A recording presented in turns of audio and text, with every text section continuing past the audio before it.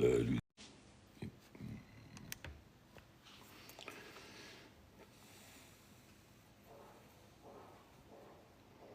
Vendredi, papa il a rejoint.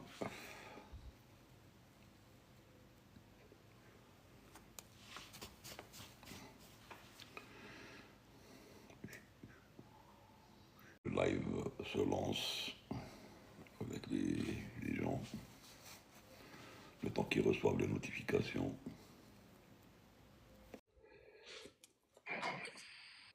Salut Walid, ça va bien? Tu es rentré? Tu te dégèles?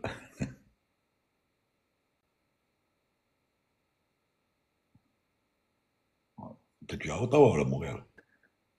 Salut, Ah, bah, c'est bien. Salut Walid. salut Nordine, salut Walid, salut le chat. Excusez-moi pour hier, j'étais pas présent. Alors je me suis dit, je vais faire un point d'honneur à être le premier sur le live, mais Walid m'a devancé. Du coup, Execo, là, comme Execo. Salut Chanel. Ex aequo, exactement. JB dans les parages.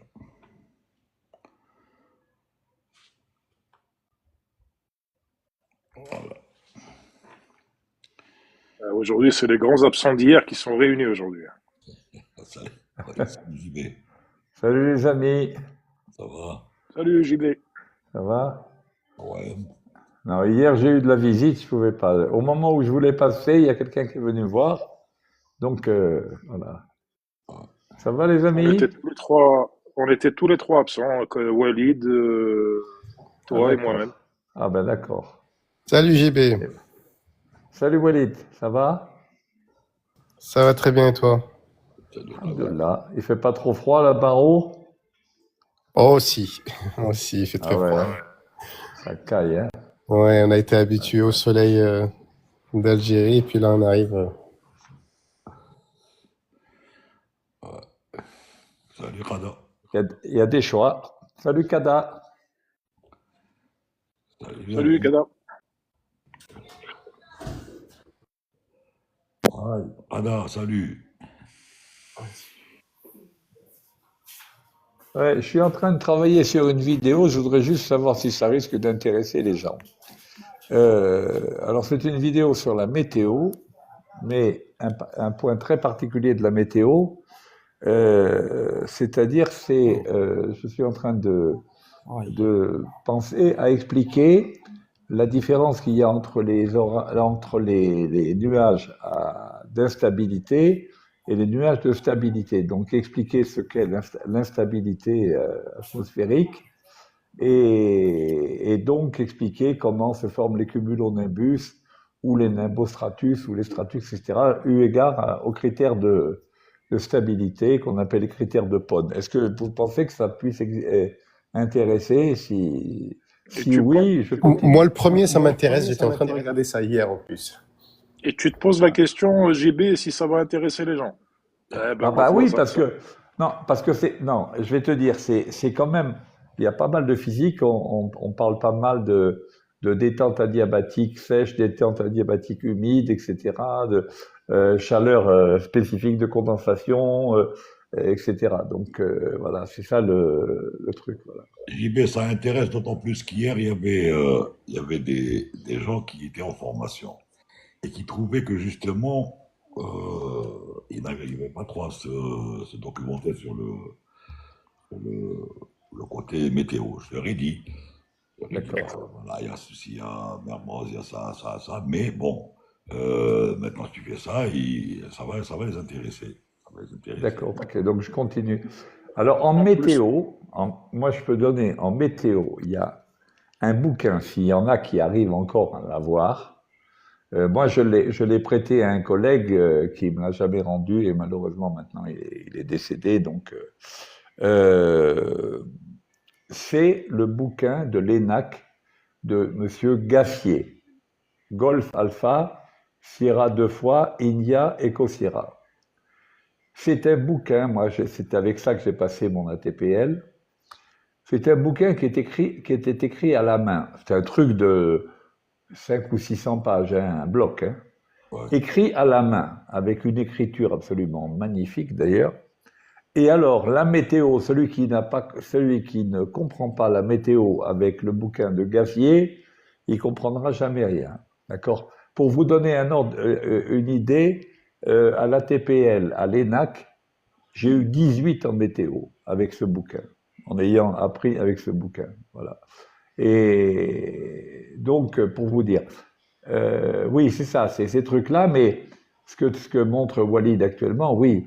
Mais ça, c'est juste une explication comme ça, Les esquisses. sans rentrer dans les détails du pourquoi l'air est instable, pourquoi il est stable. Voilà. Et donc, c'est ça qui est important. Voilà. Sinon, Donc, c'est ça JB, que je. la vidéo que L'exercice, tu as Ouais. faite, la vidéo que tu as faite, sinon, elle est basée sur Gassier. Malheureusement, Gassier, je l'ai plus, mais il y a tu sais ce qu'on appelle, quand on dit la culture, c'est ce qui reste quand on a tout oublié. Euh, et j'ai encore la culture de Gassier, quoi. Voilà. Donc, ça émane de Gassier, en quelque Walid, sorte. Walid, Oui, Walid, ça Walid, émane de là, oui, oui, absolument. Walid, Ça émane de là, et de l'hémagramme 761, l'hémagramme 761, qui est un document qu'on utilise toujours, hein, bien sûr, pour les météorologistes, mais nous, à l'époque, c'était dans le programme pilote, d'ailleurs, Nourdine va JB, s'en rappeler. Oui, JB, oui. il y a Gérard qui me dit, tu diras à JB que j'ai le bouquin de Gassier. Ah, magnifique. Alors là, quand je vais aller le voir, il faut au moins que je le tienne dans mes mains. Eh ben, il l'a. Il vient de me le dire par Voilà. message. Il m'a dit, je l'ai. Ah, d'accord. Magnifique, Ouais, magnifique. c'est pour ça que j'ai dit moi le premier que ça m'intéresserait le sujet. Oui, parce Parce que que par exemple, c'est comme ça qu'on explique. ouais. C'est par exemple l'effet de Föhn, par exemple. L'effet de Föhn, tu es obligé de l'expliquer par le fait que de l'air est stable, sinon l'effet de Föhn n'aurait pas lieu. Et ainsi de suite, tu vois. Donc Et quand on travaille sur l'hémagramme 761, c'est ce qu'on travaillait à l'époque pour nos examens, on était capable avec ça d'abord de déterminer quelle était la base de la hauteur des nuages, quel était le sommet et surtout quelle était la nature des nuages. Est-ce que c'est des nuages style cumulus, cumulonimbus ou bien nimbostratus, etc., etc. Donc c'est ça que j'ai l'intention d'expliquer. Voilà. Il y avait que lui qui pouvait l'avoir. Il y avait que Gérard qui pouvait l'avoir, de toute façon. C'est les anciens, les vieux de la vieille. Et il doit avoir toute la collection, bien sûr. Comme moi, d'ailleurs, à Orange, je t'ai dit, j'avais acheté en 83, j'avais acheté la collection L'aviation de A à Z, une encyclopédie de 12 volumes. 12 volumes. C'est un truc extrêmement efficace parce que ça te remonte depuis justement de A à Z, et même avec des projets épopées, même avec le truc futuriste qui n'était pas encore mis en place. Ça, je te parle de ça 83. Hein. Donc je l'ai toujours, c'est vraiment un truc. Et Mahidine Ralbi qui était intéressé la dernière fois pour dire je te prends la collection. Voilà. Oui. Et j'ai un bouquin qui est très bien, là, c'est le manuel du pilote de ligne. Je ne sais pas si vous connaissez. Oui. C'est écrit par, je me souviens plus lequel qui a été astronaute d'ailleurs, qui a été dans l'espace et qui était pilote de chasse et autres, entre autres. Hein, il y en a plusieurs. Il y a des pilotes de ligne aussi. Et alors c'est vraiment un condensé de tout ce qu'un pilote de ligne doit savoir Ouais, exact. dans différents domaines. Il y a la réglementation, il y a tout ça, les opérations, il y a tout ça. Bon, c'est pas avec ça qu'on va apprendre. On est bien d'accord. C'est avec ça que l'on peut, par contre, réviser et peut-être un peu mieux comprendre quand on a fait un cours purement, on va dire, académique. On peut mieux comprendre avec ce type de bouquin, parce que là, c'est la pratique. Voilà. Attends, je vais te dire ce que me dit JB. Il a été édité par l'ENAC en 68. Le C'est bouquin ça, de. oui. Ben oui, c'est ça. Moi, j'ai passé Il te dit, j'ai passé mon ATPL en 72. il t'a dit, je peux te le céder. Hein. Ah d'accord, ok. Alors, je vais monter à Montpellier dès que je monte. Est-ce que c'est la version écrite à la main. Il va me le dire. Il va me le dire. Parce qu'il m'envoie des messages par WhatsApp en même temps qu'il sort chez moi. Donc, voilà. Là, t'as pas raté ta journée, JB, là. Hein. Ah non. T'es sûr? J'ai trouvé ça aussi. Des explications, mais vraiment vite fait. C'est pour ça que je dis Ouais, le frontal lift, oh, orographical lift, convection. On parle de ça aussi, JB, non, de Oui, l'orographie. oui, bien sûr. En fait, on explique. En fait, on explique ça. On explique ces phénomènes. Voilà, c'est ça le truc. C'est pour ça. En fait, tout démarre de, on va dire, d'un truc très simple, l'huile et l'eau. Tu es d'accord avec moi que si tu mets au fond d'un verre, tu mets de l'huile. Tu mets de l'huile, bon, l'huile, elle va être au fond du verre. Tu mets de l'eau dessus. Est-ce que tu es d'accord avec moi que l'huile va monter? Elle va passer au travers de l'eau, elle va monter et elle va se mettre en surface. Pour une raison très simple, c'est tout simplement que la masse volumique de l'huile étant inférieure à la masse volumique de l'eau, ben, automatiquement l'huile surnage. Pas de problème là-dessus. Dans l'air, il se passe exactement la même chose, sauf que comme c'est de l'air et de l'air, c'est une question de température. Lorsqu'une particule d'air s'élève, elle va, par détente, justement, par le fait que sa pression diminue, sa température va diminuer, mais comme il n'y a pas d'échange, l'air étant très mauvais conducteur de la chaleur, comme il n'y a pas d'échange de chaleur avec le milieu ambiant, tout dépend de la température que prendra cette particule d'air par rapport au milieu extérieur. Si sa température reste supérieure à la température extérieure, donc sa masse volumique sera inférieure à la masse volumique de l'air extérieur, et cette particule aura, une fois qu'elle sera mise en mouvement vers le haut, elle aura tendance à continuer à monter. D'où vient-elle cette particule, justement, JB? D'où vient-elle? Qu'est-ce qui la fait monter? Ben, ça peut être par exemple une montagne, comme montrait Walid tout à l'heure, un vent qui tape sur une montagne, donc l'air est obligé de monter le long de la montagne, d'accord? Et quand il monte, ben, il se refroidit, mais si sa température reste supérieure à la température de l'air ambiant, mais il va continuer de monter. Et c'est comme ça que l'été, quand tu vois par exemple au sud d'Alger, par exemple, tu as les montagnes, tu as l'Atlas télien, et quand il y a du vent du nord-est, donc du vent qui vient de la mer, qui est chargé d'humidité et qui souffle sur cette montagne, et donc il est obligé de monter le long de cette montagne, eh bien en fin d'après-midi, tu as des orages qui se produisent quand l'air est instable. Parce que cet air monte, et comme il est instable, il va continuer de s'élever. En s'élevant, il va y avoir condensation, et malgré la condensation qui va ramener de la chaleur dans les particules d'air, il va quand même y avoir instabilité qui va continuer, et il va y avoir des cumulonimbus qui vont se former sur ces montagnes. C'est les phénomènes orographiques. Voilà. En tout cas, la bonne nouvelle, c'est que, excuse-moi Landine, la bonne nouvelle, c'est que, parce que j'allais t'en parler, j'allais t'envoyer un message justement pour te demander si tu étais en manque d'inspiration. La bonne nouvelle, c'est que tu nous fasses une vidéo. Ça, c'est une Oui, bonne d'accord. nouvelle. Mais ça, là, je pars from scratch, tu vois, parce que j'ai pas de cours de météo, moi. Ça fait des années que j'ai pas enseigné la météo. Donc, je pars de scratch. Et donc, je suis en train de voir quelle est la meilleure approche pédagogique pour le faire comprendre. Parce que, en ne faisant que des applications des formules de physique, c'est un peu difficile, c'est un peu dur à comprendre. Voilà. Avant de donner la parole à Nutella, JB, Gérard te dit que il a la version dactylographiée. Il n'a pas la version écrite à la main. C'est pareil, de toute façon, c'est la même qualité, il n'y a aucun problème. Allez, Nutella, bon, je réponds 2 minutes à Nadia qui me dit pourquoi vous portez un masque. Parce que j'ai fait une opération sur la gencive et je porte un masque. Mais ça, ceci n'est pas le sujet de l'aviation, donc il n'y a pas de problème. Vas-y, Nutella. Allô, Nutella. Salam à tous. Bonjour. Bonsoir. Salam. Bon, en attendant, Nutella, apparemment, m'a dit qu'on est parti. Il ne faut pas changer de page, il faut rester sur la page. Si vous changez de page, on ne va pas vous voir. Vous avez la tache de café qui est apparente. Donc ça veut dire que vous avez changé de page. Mahdi demande si la vitesse des molécules d'air a-t-elle une importance dans les performances des avions. C'est la température qui a une importance. C'est bon, c'est C'est la température. Voilà. Peut-on expliquer la turbulence de l'air clair par cela ou pas? Oui et non, parce que la turbulence en air clair, elle est due effectivement à des gradients de température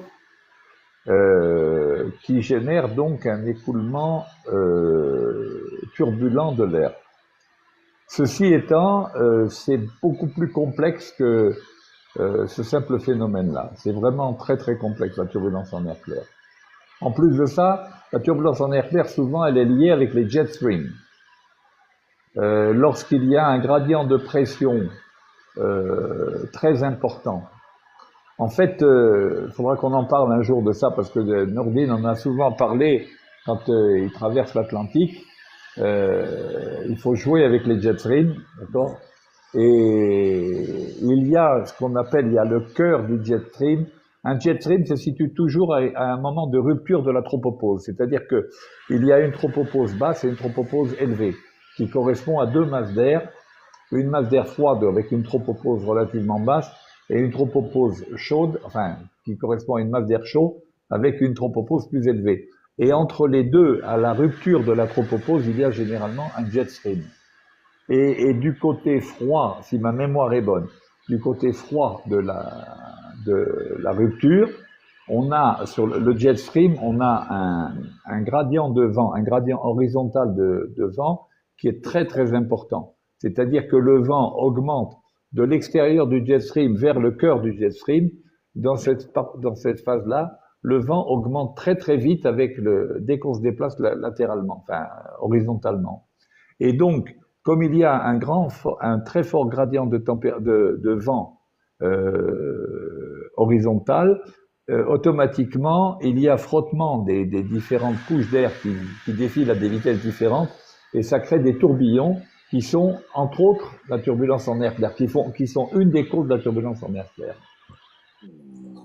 Ce qui est très difficile à concevoir, JB, c'est la verticalité du vent. Je sais pas, dans le conscient de tout le monde, bon, le vent est horizontal. Non, mais Quel, ça tape Non, sur il n'est pas vertical, le vent. Il fait des ondes. Il fait des ondes ou des turbulences. D'accord? Soit il se déplace en ondes, et à ce moment-là, tu es bien d'accord avec moi que quand il y a une bosse comme ça, il y a une composante verticale du vent. Donc c'est pas le vent qui est purement vertical, mais le vent va en montant et redescendant. Mais là où il y a de la turbulence aussi, c'est quand il y a quand l'écoulement est turbulent, c'est-à-dire quand il y a plus de direction générale de l'écoulement, il y a des particules qui se déplacent dans tous les sens. Voilà. Et c'est ça la turbulence. tu voulais dire, Nordine? Ah, c'est ce qu'il disait.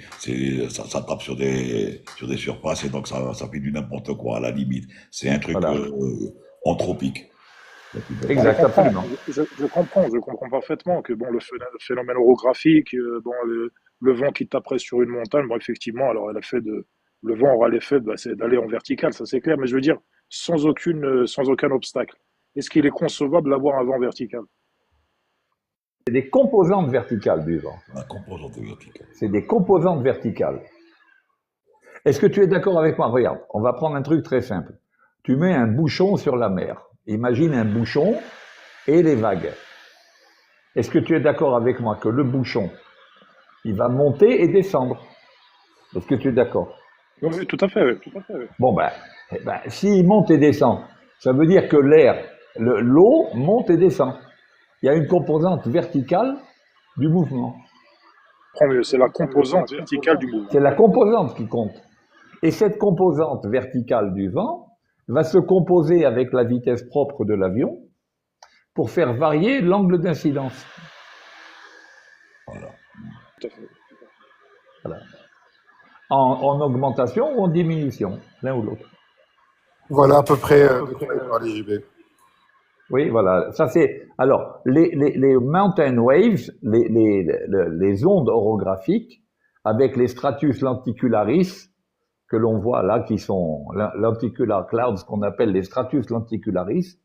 À ce moment-là, ça c'est c'est lorsque les critères de stabilité sont très particuliers. Il faut une immense stabilité pour arriver à ça. parce qu'à ce moment-là, il se passe une onde. En fait, c'est un phénomène de résonance. Et ce qui est hyper dangereux dans ce truc-là, dans ce phénomène d'onde, c'est justement en dessous, et on le montre bien, c'est les rotors qu'il y a en dessous. Autant au-dessus, c'est d'une stabilité absolue, autant en dessous, c'est d'une instabilité à se casser la gueule. Voilà. Ouais. En dessous, vous avez des rotors. Voilà. Et ça, c'est hyper important. Et puis, Alors, ce phénomène d'onde-là, c'est un phénomène qui est très recherché par les gens qui font du vol à voile, parce que si tu rentres dans une onde comme ça, tu es porté et tu peux faire des vols d'une distance incroyable en planeur. planeur, le planeur. Voilà. Monsieur Nordin, Wow. have you ever faced a challenge in Dubai? In how do you call it? The cold air is from the sea side, the ocean side, and the hot air is from the desert side. كيفاش نقولوا شحال تقدر توصل الفون كما يقولوا له تايل ويند في لابروش تاع دبي. La 30 gauche, elle peut passer de 5 à 25. À 25 nœuds arrière. Et c'est pour ça que quand c'est constaté par les pilotes, il y a tout de suite l'information, le pilot information, et donc la piste est changée. Donc les gars se retrouvent à faire une remise des gaz posée en 12 droite. Mais bon, là des fois tu dis, bon, mais ils t'avertissent, de toute façon la TIS va te le dire, cisaillement, plus changement de direction, etc., etc. Donc c'est pour ça, c'est à prendre en compte. Et il n'y a pas qu'à Dubaï, hein. Il n'y a pas qu'à Dubaï, tu as là-bas aussi, hein, sur la 01. Il y a Alger, Oui. il y a Alger l'été. Alger l'été, quand il y a du vent dessus, pareil, il passe du tailwind tout de suite. Je peux vous dire, c'est ce qu'on appelle la brise de mer. Hein. La brise de mer qui se produit justement parce que le continent, la Terre, le continent, a une chaleur spécifique inférieure à la chaleur spécifique de l'eau. C'est-à-dire que donc, le continent s'échauffe beaucoup plus vite que la mer. Résultat des courses, quand le soleil se lève, ça commence à chauffer et ça chauffe le continent très fortement. Donc automatiquement, il y a un phénomène de convection puisque l'air qui est au contact du continent, il s'échauffe, donc il s'élève et il est remplacé par de l'air qui vient de la mer, qui elle est plus froide avec une pression plus élevée et le phénomène va tourner comme ça. Et je peux vous garantir que pour la navigation à voile, quand vous naviguez justement dans des régions comme Alger, comme Oran, comme Annaba, tout ça, le matin, vous sortez à la voile, il y a presque pas de vent. On sort toutes les voiles, toute la surface de voile et tout pour avancer à peine. Et on termine l'après-midi avec le minimum de voiles. On a été obligé de diminuer la surface des voiles parce qu'il y a un vent à tout casser. Voilà. Par ce phénomène justement de différence de température entre le continent et la mer. Voilà. Et on appelait ça aussi, nous on appelait ça le conflit terre-mer. Quand on arrivait, par exemple, sur le vol transatlantique sur le Canada, des fois toute la traversée est calme. Approchant de Terre-Neuve, par exemple, ou les terres, ça commence à turbuler.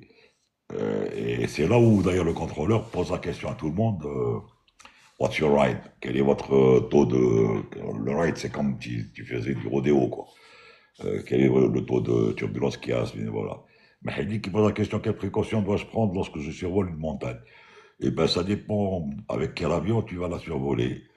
En général, il y a des altitudes minimum à respecter, mais bon, et si c'est clair, si c'est pas clair, s'il y a de l'advection, ça va faire s'il y a de la convection ou pas, si tu as l'information déjà sur la TMCI, mais bon, il y a pas de précaution spécifique si tu veux, mais bon, maintenant, si tu veux faire du planeur, au contraire, ça doit te faire plaisir parce que tu vas rester entre les deux montagnes en train de monter, de descendre, ou bien du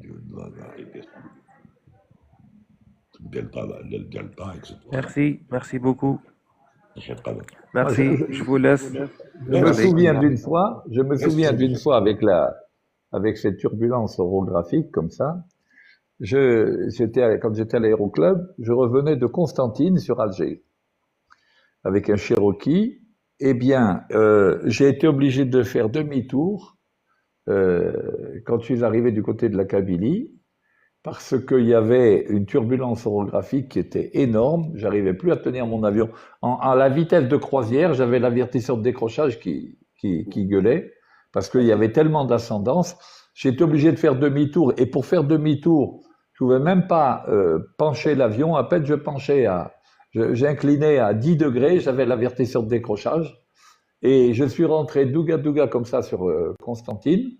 Et pour rentrer sur Alger, j'étais obligé de passer la nuit à Constantine et de décoller le matin au lever du soleil avant même que la chaleur ne s'établisse pour pouvoir passer. Sinon, c'était infernal, le survol de la Kabylie, voilà, à cause des turbulences justement thermiques. Voilà. Salut Mahidine. Oui, bonjour capitaine, comment ça va? Salut Mahidine. Alors, Mehdi, Bonjour tout le monde. c'est la première fois qu'il monte sur le guet, c'est la première fois qu'on entend sa voix. Oui, Salut, exactement, la famille. Bonjour capitaine Nordine, bonjour Salut Mahidine. Farid. Ça va, Eh ben, ça me fait plaisir aussi. Allez, Il a toujours des questions très pointilleuses. Hein. Ah oui. Ouais. C'est-à-dire que je fais beaucoup de recherches et je regarde beaucoup les documentaires sur National Geographic, sur danger dans le ciel, ou bien sur les accidents d'avion. Et Pas une formation aéronautique. Je Vous n'avez sais pas pas, une formation aéronautique au départ. Je peux t'expliquer Comment? une chose, JB. Excuse-moi, je vais t'expliquer une chose. Ouais. Si je peux me permettre, Mahidine, hein, parce que bon, Oui, vas-y. j'ai jamais osé en parler, mais bon, on a eu des échanges comme ça et il nous parlait justement quand même d'une famille qui était quand même impliquée dans tout ce qui était planeur, me semble-t-il. Si je Oui, dévoile un exactement. secret, Non, avec plaisir, avec grand plaisir. C'est-à-dire que j'ai vécu comment, cette expérience avec mes oncles depuis mon jeune âge. Oui, concernant mes oncles ramenaient souvent des modèles réduits d'avions de France, commentés ensemble à la maison, ou bien des fois on faisait voler des planeurs, mais là je me rappelle, j'étais vraiment très très jeune. Ahmed, ton micro, Ahmed. C'était des modèles réduits et commentés à la maison. Comment, capitaine? Ahmed, tes micros, attends, Ahmed. Ton micro sur off, s'il te plaît. Parce qu'il y a un retour. Ahmed, pas Walid. Ahmed. Parce qu'il y a du bruit, Ahmed, il y a un retour. Bon, attends. Après, je te remonte parce que là. Tu n'as pas accès, toi, à son micro, Nordine? Hein? Non, c'est pas toi. C'était pas toi. Non, mais. Allez-y, Mahidine. Allez-y. Vas-y, Mahidine. Alors je vous parlais de la passion sur l'aviation. C'est une passion que j'ai depuis mon jeune âge. Et je me souviens qu'on ramenait des avions en modèle réduit et qu'on montait à la maison ensemble avec mes oncles, avec mon père. Bon, ils font plus partie de cette vie, Allah yarhamhum. Et voilà. Et depuis que je fréquente ce live, je vous cache pas que je me retrouve. Eh ben, marhaba bik. Je me retrouve C'est vraiment avec très vous. bien. Et, C'est Comme très bien. beaucoup d'entre nous, d'ailleurs. eh ben oui. Et je suis très content de faire partie de ce live et voilà. Moi, j'apprécie beaucoup vos questions parce qu'elles sont toujours très pertinentes. non seulement tu fais partie de ce live, mais tu y participes de manière extraordinaire, réellement. Ah ben oui, j'y tiens beaucoup. Non, j'y tiens beaucoup à assister tous les jours et on apprend beaucoup avec vous. Et je tiens beaucoup à vous remercier pour tout ce que vous nous apprenez.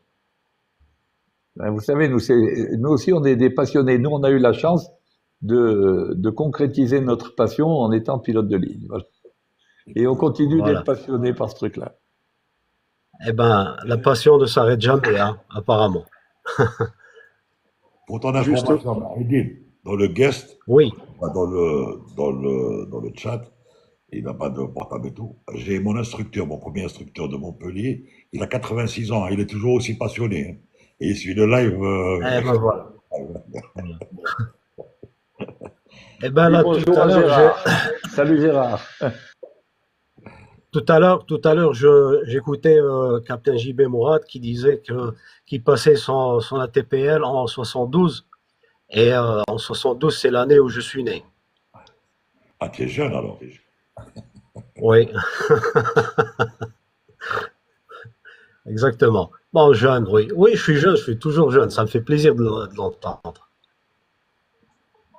Ah, c'est bien, c'est bien. Alors, Voilà. pour répondre J'espère. à votre question là, pour le survol des montagnes, Nourdine a répondu, mais tout dépend de l'altitude à laquelle on passe.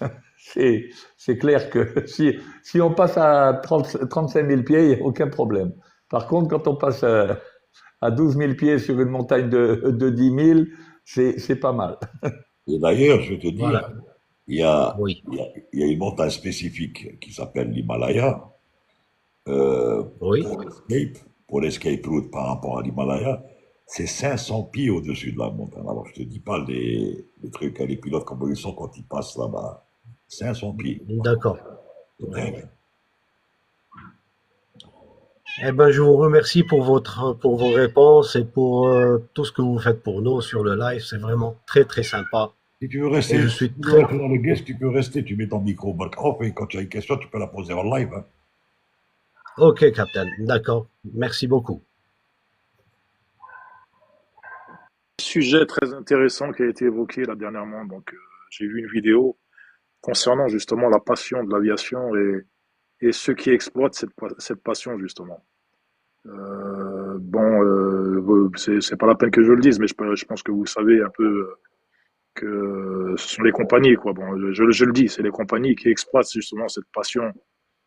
Et ça, c'est un sujet quand même très intéressant qu'on pourrait aborder avec, avec plus amples informations, plus amples explications, parce que c'est vrai que tu es passionné, tu as envie de faire pilote, et puis tu t'aperçois qu'en fin de compte, toi, passionné, tu es prêt à faire tous les sacrifices, et donc tu as affaire quand même à des loups, à des financiers qui profitent justement de cette passion pour voilà quoi.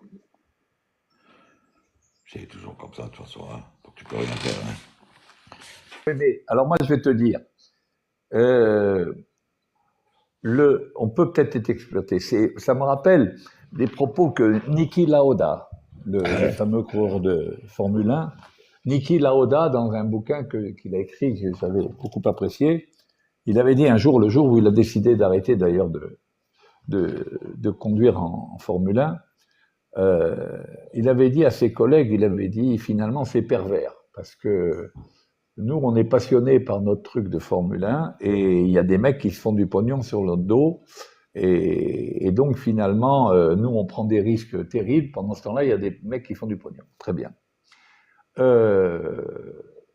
Pour les compagnies aériennes, c'est possible bien sûr que les compagnies aériennes exploitent un peu la passion que les gars ont pour le pilotage. Mais le plaisir que l'on peut avoir dans un avion, à piloter un avion de ligne ou même un autre, tout avion que l'on peut piloter, ce plaisir, on ne peut pas nous l'enlever. Alors même si on est exploité, même si on a un plaisir qui est au-delà de toute valeur financière, pécuniaire. Et ça, c'est quelque chose de très, très important. Alors, peut-être qu'on est exploité, peut-être qu'on exploite notre... mais c'est un tel pied de piloter un avion qu'on l'oublie. Non, mais certes, je suis d'accord avec toi, JB. Non, il n'y a pas de problème. Je veux dire, bon, effectivement, tu aboutis. Bon, c'est abouti. Bon, tu vis ta passion, il n'y a pas de souci. Mais le pire, ce serait que ta passion devienne en réalité, par la suite, au fil du temps, devienne, devienne quelque chose de lourd à porter. Tu vois ce que je veux dire? C'est ça la problématique. Enfin, je sais pas, non, moi j'ai jamais... Enfin, personnellement, je sais pas qu'est-ce que tu en penses, toi, Nourdine. Moi, j'ai jamais Moi, je vais vous dire très honnêtement, j'ai toujours été étonné d'être payé pour piloter des avions, hein. Alors donc, je peux pas. C'est Ouais, c'est ça, c'est la passion, c'est ça, c'est exactement ça. C'est la passion pure. c'est pour compléter Marc, ce qu'il a dit Walid sur le taf, c'est effectivement, c'est terminal area forecast. Il y a 8, 24 et 36 heures, donc c'est une prévision. On s'appuie dessus quand c'est un vol qui dépasse 1 heure et demie, 2 heures. Donc, il est pris en compte le taf pour voir l'évolution et le créneau de l'arrivée, pour voir le changement de vent, température, QNH, etc., etc. Voilà, ça aide, c'est une aide exceptionnelle parce que le départ, il est valable dans le temps d'1 heure à peu près. Ouais, c'est 1 heure pour le temps. Ouais. Les températures, c'est exact, ça peut changer tout de suite. Voilà, la tisse, pratiquement, c'est toutes les 30 minutes à 1 heure aussi. Donc ça, c'est du vécu sur place. Et le taf te donne une idée sur un vol, quand il dépasse le vol à 1 heure et demie, à partir d'1 heure et demie, 2 heures, 3 heures, ben, il faut prendre en compte le taf. Ceci dit, les minima doivent s'appuyer sur les bêtards, parce que le taf n'est qu'une prévision. C'est-à-dire que si le gars il dit, bon, on prévoit par exemple 2000 alors que j'ai besoin de 3000 mètres à telle heure sur tel terrain, je n'y vais pas. Après, on va lui dire, mais tu as tant d'heures à faire pour aller à ce terrain-là, donc rien ne t'empêche d'y aller, de constater, de visu, de voir le taf, le méta plutôt sur place, la situation, et voir si par la suite ou tu dégages ou tu remets les gaz ou quelque chose comme ça. Bon, des fois, c'était des petits conflits qui se posaient entre pilote et la direction à ce niveau-là. Voilà, moi, j'y vais pas. Le taf dit. Ah, maintenant, si le taf te dit, par exemple, fog toute la journée, il est clair que le gars, il va pas y aller. Le fog, c'est bon brouillard. Voilà. Bon. Surtout que la fourchette du taf, elle est vraiment entre 4 et 6 heures, ce qui est vraiment très vague, très, très large. Ouais. Et puis attention, hein, le taf, il se mouille pas. Il te dit par exemple, temporairement, vous allez avoir ça. Euh, donc, il va pas vous dire à telle heure tu auras ça. Exactement, exactement. Justement, suite à la discussion. Walid, justement, JB, juste avant, vous avez discuté, toi et Walid, concernant Walid vient de rentrer, il était sur Alger. Et justement, on parlait avant le live, justement, de la problématique du siège bébé. En fin de compte, il est tombé sur quelqu'un. Si tu pouvais expliquer, Walid. Ouais, c'est ce que je disais. En fait, encore une fois, grâce à ce live, on a appris quelque chose et que ça a servi quand même. En fait, je suis passé sans encombre d'Alger à Montréal avec mon siège bébé qui est tout à fait en règle. En fait, pour vous expliquer, je suis arrivé à l'agent d'escale. Il était un peu perplexe, donc il a appelé le chef d'escale qui a dit « Ok, il a son billet, le siège est conforme, il peut le monter, il n'y a pas de problème. » Arrivé à l'avion, pareil. Donc, le chef cabine était super sympa. Il m'a dit, bon, est-ce qu'il est homologué? Oui, ok, c'est bon. Tu as ton siège, tu peux l'asseoir. Bon, il y a eu le commandant de bord, il était au courant. Mais quand il est rentré, donc le chef cabine a dit, c'est bon, j'ai déjà accepté. J'ai déjà accepté. Et puis le commandant de bord, il m'avait expliqué que de toute façon, c'est mon droit et que c'est pas un service qui me rend. Donc, On s'aperçoit qu'il y a deux sons de cloche. Tu as des gens qui sont au courant et des gens qui ne sont pas au courant, en fin de compte. Je lui ai expliqué ce qui m'est arrivé à Toulouse et il m'a dit, bah non, il m'a dit, c'est ton droit, il y a pas à discuter, on ne te rend pas service. Au moment où le siège il est homologué, de toute façon c'est écrit dessus qu'il est homologué pour avion et voiture. Donc tu t'achètes, ce qui importe le plus, c'est que vraiment t'achètes le siège pour ton bébé, parce que les gens ils achètent pas, ils veulent monter le siège, donc ce qui est logique. Tu peux pas monter le siège bébé si t'as pas payé un siège pour. C'est pas juste une question, Walid. Est-ce que c'est des sièges qui sont avec la norme ISOFIX? Exactement. Après, en fait, si tu veux, Air Canada, ils ont mis une norme spécifique. Il faut marquer, voilà, ISO, je sais pas quoi. Et d'ailleurs, c'est écrit même noir sur blanc que c'est homologué pour avion. C'est un système très facile pour l'attacher dans l'avion et c'est beaucoup plus sécuritaire pour l'enfant d'ailleurs. Une question, Parce que, Walid. ouais. Excuse-moi, est-ce que tu avais payé le siège bébé à Toulouse lors de ton problème? Je ne sais pas si c'était à Toulouse. La fois où ils t'ont pas accepté ce siège bébé, tu l'avais payé quand même au préalable. Exactement, j'avais quand même payé, ouais. J'avais quand même payé et j'ai dû attacher ma petite sur mes genoux alors que parce que lors du décollage et l'atterrissage, un enfant de moins de 2 ans, il faut qu'il soit sur les genoux. Alors qu'avec un siège bébé, il n'y a pas besoin parce qu'il a les harnais et tout ça. Donc, Est-ce que tu as écrit comme je t'avais dit? je t'avais dit, j'ai écrit, on m'a répondu Tabitou. Donc, je ne sais pas, c'est ça. Enfin, j'ai répondu quand même, j'ai donné mon adresse, mais j'ai pas reçu la suite. Et il y avait commandant Asdin qui était au commande, de celui qui m'a expliqué, il m'a dit, écoute, c'est ton droit, il y a pas de problème. La problématique, c'est là où tu te perds un peu, c'est que quelque part, ils acceptent le paiement, mais arrivé à bord, on te le refuse. Qu'est-ce que ça veut dire? Bah, en fait, le commandant, il m'a dit, t'aurais pas dû le payer, ce siège. Lors de Toulouse, hein, je parle de Toulouse. J'ai parlé longuement avec le commandant qui était gentil, mais j'ai senti qu'en fait, il voulait pas embarrasser la chef de cabine, que elle n'était pas au courant de cette info et qu'elle était catégorique. Elle me dit non, non, c'est interdit, ça montera jamais ce siège au bord de mon avion. Je dis non, non, mais je dis, je vous parle de quelque chose de réglementé. Je vous demande pas de me rendre service. Vous êtes peut-être pas au courant de cette info, donc et c'était arrivé jusqu'à ce que le commandant de bord intervienne. Il a essayé d'arranger les choses, mais il m'a dit bon, écoutez, cette fois-ci, je peux pas vous laisser l'utiliser, machin. Et je vais pas rentrer dans les détails pour pas l'embarrasser lui-même, mais en tout cas, j'ai senti que voilà, il y avait ce qui était complètement l'inverse lors de vol Alger-Montréal. Ça s'est super bien passé, tout le monde était sympathique. Justement, bon, il y avait une tension. Alger-Montréal, c'était avec Air Algérie, on est bien d'accord. Oui, toujours, ouais. D'accord, ok. Ouais. C'est pour ça que je t'avais dit d'écrire. Je pense qu'ils vont ouvrir un truc comme ça, ils vont investiguer cette histoire et ils vont peut-être faire une note dans ce sens. C'est possible, hein. C'est comme ça que ça marche.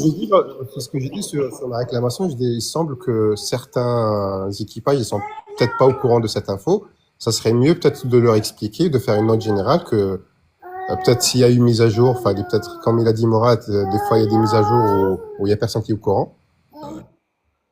Ce qui est aberrant, c'est de vendre un produit. Donc le fait de vendre un produit, logiquement, donc tout ce qui est commercial, tout ce qui est donc tout ce qui est En fait, et logiquement, ils doivent être au courant. Non, non. Le gars qui est le préposé à la vente des billets, il en a rien à foutre. Il va te vendre. Si tu lui demandes 20 billets, il va te vendre 20 billets. Il te demandera jamais si c'est un groupe ou quoi que ce soit, ou si c'est des handicapés, ou c'est des... Non, jamais. Donc non. Maintenant, Walid, avec son histoire d'écriture, enfin, l'écrit qu'il a fait, probablement, ils vont voir ce que c'est. C'est pour ça qu'ils lui ont dit où tu habites, parce que, en fonction où il habite, s'il avait dit que j'habite au Canada, donc probablement, ils vont peut-être se dire, il va nous attaquer quelque part, parce que les lois, c'est pas pareil. Et c'est pour ça qu'ils lui ont demandé d'ailleurs où il habite. Pour voir s'il habite en France, il peut déposer plainte. S'il habite ailleurs que l'Algérie, il peut déposer plainte. Ça très bien que les Algériens ne déposent jamais plainte ou les demandent un remboursement. Jamais. C'est pour ça que j'ai toujours dit aux passagers, même JB, on leur a toujours dit, il faut écrire. Il faut écrire. Vous sentez quelque chose dans la correction, hein, il faut écrire. Tac, tac, tac, tac, tac. Voilà ce qui m'est arrivé. Voilà, je comprends pas. Ils vont t'expliquer. mais est-ce que Nordine, excuse-moi, est-ce qu'ils peuvent se faire taper sur les doigts par une instance internationale, par exemple? Non, pas obligatoirement, parce que ils vont te sortir 50 000 textes. Disons que ce texte-là n'était pas admis à ce niveau-là. Air Algérie peut-être avait fait une réserve au niveau de l'OACI pour dire que les sièges ne sont pas acceptés. Il y a 50 000 façons de te répondre, hein. Il y a 50 000 façons. On peut te répondre par l'affirmative, comme on peut te dire non, chez nous c'est comme ça et c'est pas autrement, par exemple. Donc, il ne faut pas trop En tout t'inquiéter. cas, moi, je peux vous dire, tu parlais du Canada, moi, j'ai eu un problème. Enfin, oui, un problème, dans la mesure où le vol que je devais prendre avec Air Canada, il a fait 24 heures de retard. Eh bien, lorsque j'ai écrit, sans discuter, hein, j'ai été dédommagé et bien dédommagé, hein, très bien dédommagé, parce qu'au Canada, il y a Transport Canada qui, quand on passe sur leur site, ils vous disent voilà à quoi vous avez droit et Exact, nanana. Et si exact. jamais, il vous dit que si jamais le transporteur avec lequel vous avez un problème, il n'applique pas ça, bonjour les dégâts. On sent que derrière, il y a un Transport Canada qui va leur tomber dessus, hein. Ils Donc, insistent là-dessus, d'ailleurs, JB, hein. Quand tu arrives à Montréal, c'est marqué tout de suite à l'entrée. En tant que passager, vous avez des droits, réclamez vos droits. C'est marqué à l'entrée de l'aéroport, hein. Exact. Ouais. et là, je te dis, moi, quand j'ai fait la demande, je me suis adressé donc directement à Air Canada, mais auparavant, j'étais passé sur Transport Canada. C'est exactement la même réglementation. Ils te disent, et si vous avez le moindre problème, contactez-nous. Voilà.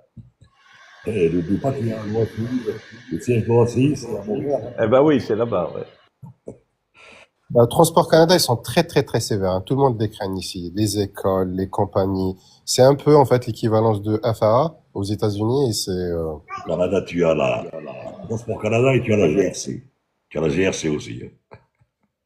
ouais. Et voilà, une aviation civile, elle doit être dotée de moyens de faire appliquer la réglementation, que ce soit pour le transport, comme l'exploitation, comme tout. Voilà, tout le débat est là, hein. C'est une, on veut bien qu'il y ait des privés qui se lancent, qui fassent des compagnies aériennes, etc. Mais que, quel que soit le financement d'une compagnie, elle doit être obligée par la réglementation et par des moyens de law enforcement, comme on dit aux États-Unis.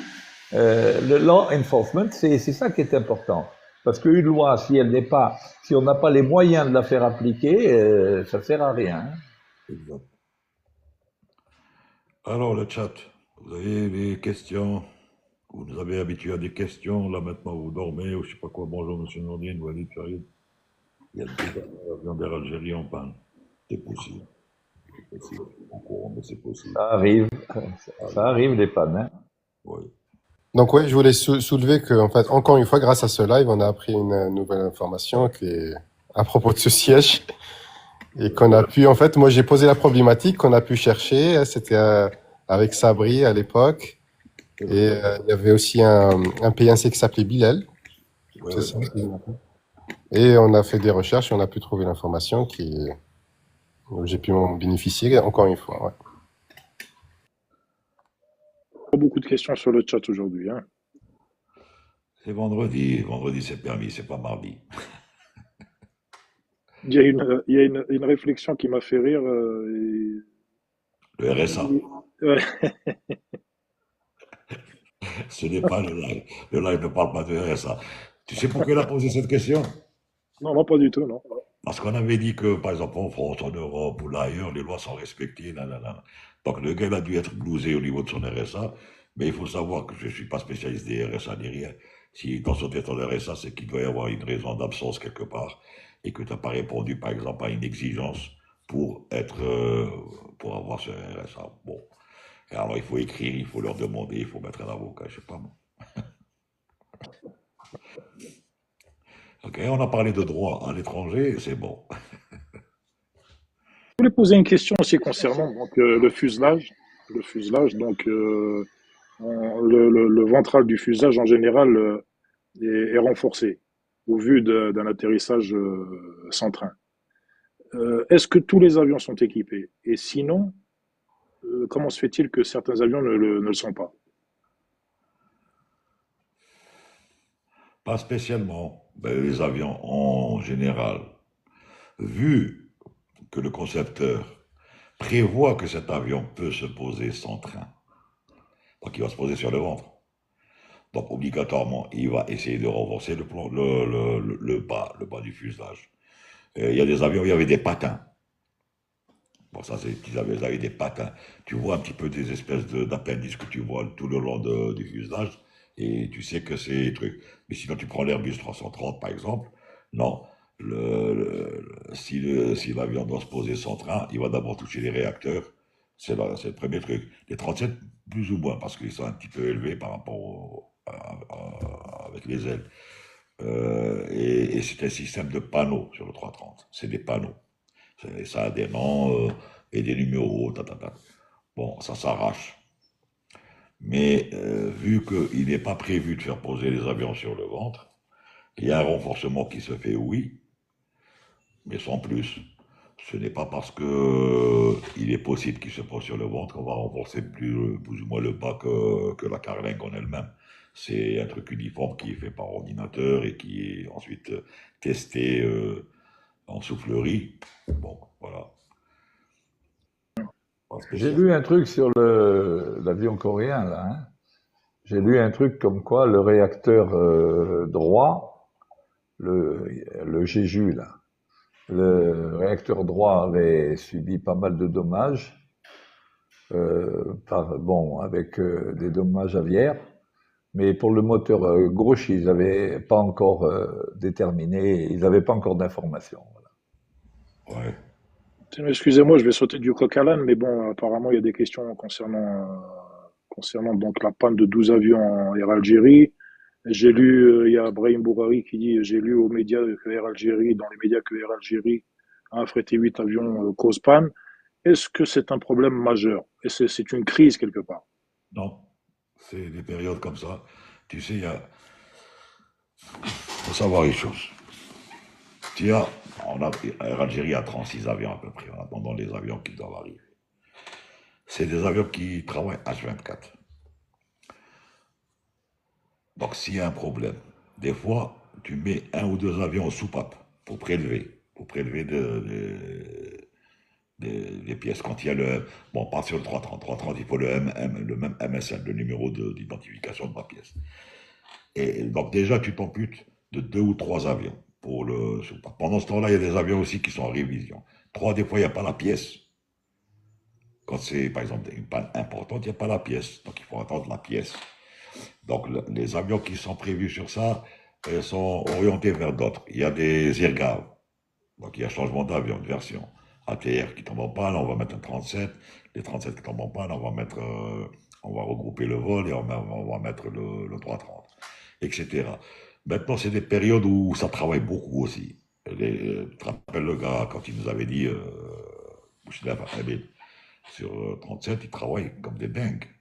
Et il travaille tous les jours. Alors maintenant, l'affrètement est de mise en attendant que les avions arrivent. Et c'est comme ça. Donc c'est des périodes. Tu peux pas dire non, c'est pas des faux. C'est pas faux. Ça peut être vrai qu'il y ait 12 avions en panne ou 8 avions en panne. Mais ce n'est pas systématique. Donc, ce que tu veux dire par En fait, là, ce qu'il faut, Nordine, ouais. tu veux dire par là que c'est quand même, JB aussi, c'est difficilement gérable, mais c'est gérable. Non, le problème, il est le suivant, c'est que quand on exploite une flotte, on essaye de faire en sorte de faire voler les avions de manière à ce que leurs révisions ne tombent pas toutes en même temps. Exact. Ok, donc on dit tiens, celui-là, il est pas loin de telle visite, donc on va le programmer maintenant de manière à ce qu'il tourne à ce moment-là, pendant que les autres, ils n'ont pas de visite. Enfin bref, on essaye de faire ça. Sauf que quand après cette programmation, donc de manière à ce que les visites ne tombent pas toutes en même temps, cette programmation des fois peut être mise en défaut par le fait que il y a des avions qui sont tombés en panne, on a été obligé de lancer celui-là, machin, et la programmation qu'on avait lancée, la programmation flotte, eh ben elle se trouve perturbée, et il se trouve qu'on n'avait pas prévu d'avoir 2 ou 3 avions en révision en même temps, ben on se trouve qu'avec 2 ou 3 avions en révision, voilà. Et c'est pas évident, hein, l'aviation commerciale, c'est pas du tout évident, hein. On est tout le temps à flux tendu, hein. Et maintenant, ce n'est plus possible. Les compagnies ne peuvent plus se permettre d'avoir des avions soupapes qui seraient au sol et qui seraient prêts à partir. Ça revient maintenant beaucoup trop cher. Voilà. C'est pour ça que les apprêteurs se frottent les mains. Deviennent les équipages justement qui sont affiliés ou à ces avions qui sont en panne. On est affilié à aucun avion. Hein. Non, vous êtes affilié à aucun Avec... avion, effectivement, mais que devient ce personnel en plus? Oh non, de toute façon, ça travaille, il n'y a pas de problème. Non, non. Et il dit qu'il demande pourquoi ils n'utilisent pas les avions de Tassili. C'est pour ça qu'il y a eu un protocole. Il y a eu un protocole signé entre Air Algérie et Tassili pour vice-versa. Utiliser les. D'ailleurs, ça s'est déjà vu. Air Algérie a utilisé déjà des avions de Tassili avec équipage sur des lignes Air Algérie et vice-versa. C'est ce qu'on appelle des poules entre compagnies. C'est ça. À tout à l'heure, je vais prendre mon thé. À toutes, JB, à toutes. Mais sinon, Nordine, à aucun moment un avion affrété ne sera piloté par un autre équipage que la Ça compagnie. dépend. Encore une fois, ça dépend. Ça dépend si tu l'apprêtes dry list ou wet lease. Si c'est en dry lease, c'est-à-dire c'est l'avion sans l'équipage. Si c'est en wet lease, c'est l'avion avec équipage. Maintenant, il faudrait que quand tu apprêtes un avion, il faudrait que tes équipages, si tu veux apprêter en dry lease, que tes équipages puissent voler sur ces avions parce que les immatriculations sont différentes. Ils aient l'autorisation de voler sur cet avion qui est immatriculé ailleurs. Ça s'est vu sur le 330 qu'ils avaient ramené au début. C'était en wet lease. Ensuite, les équipages Terrana, en attendant les 330 d'Air Algérie, ont piloté cet avion, mais toujours avec un supervisor de cette compagnie. Maintenant, je te dirais entre nous, il est préférable de louer en wet lease, ce qu'on appelle aircraft, crew, insurance et maintenance. Tu as l'avion, l'équipage, l'assurance et la maintenance. Et donc, tu vas payer un packaging de 250 heures. Là, l'affréteur, il est obligé de les faire. Il se débrouille si son avion tombe en panne, il va ramener un autre. Toi, tu t'en fous. Tu as payé, toi, un packaging. Et ça revient, je te dirais, moins cher que de prendre un dry lease parce que tu dois mettre tes équipages, à savoir les assurances, comment elles vont être. Si, par exemple, il y a un incident sur cet avion, qui c'est qui va payer, etc., etc. Donc, tout ça, c'est à étudier. Vraiment, ils étudient ça à la loupe. Hein.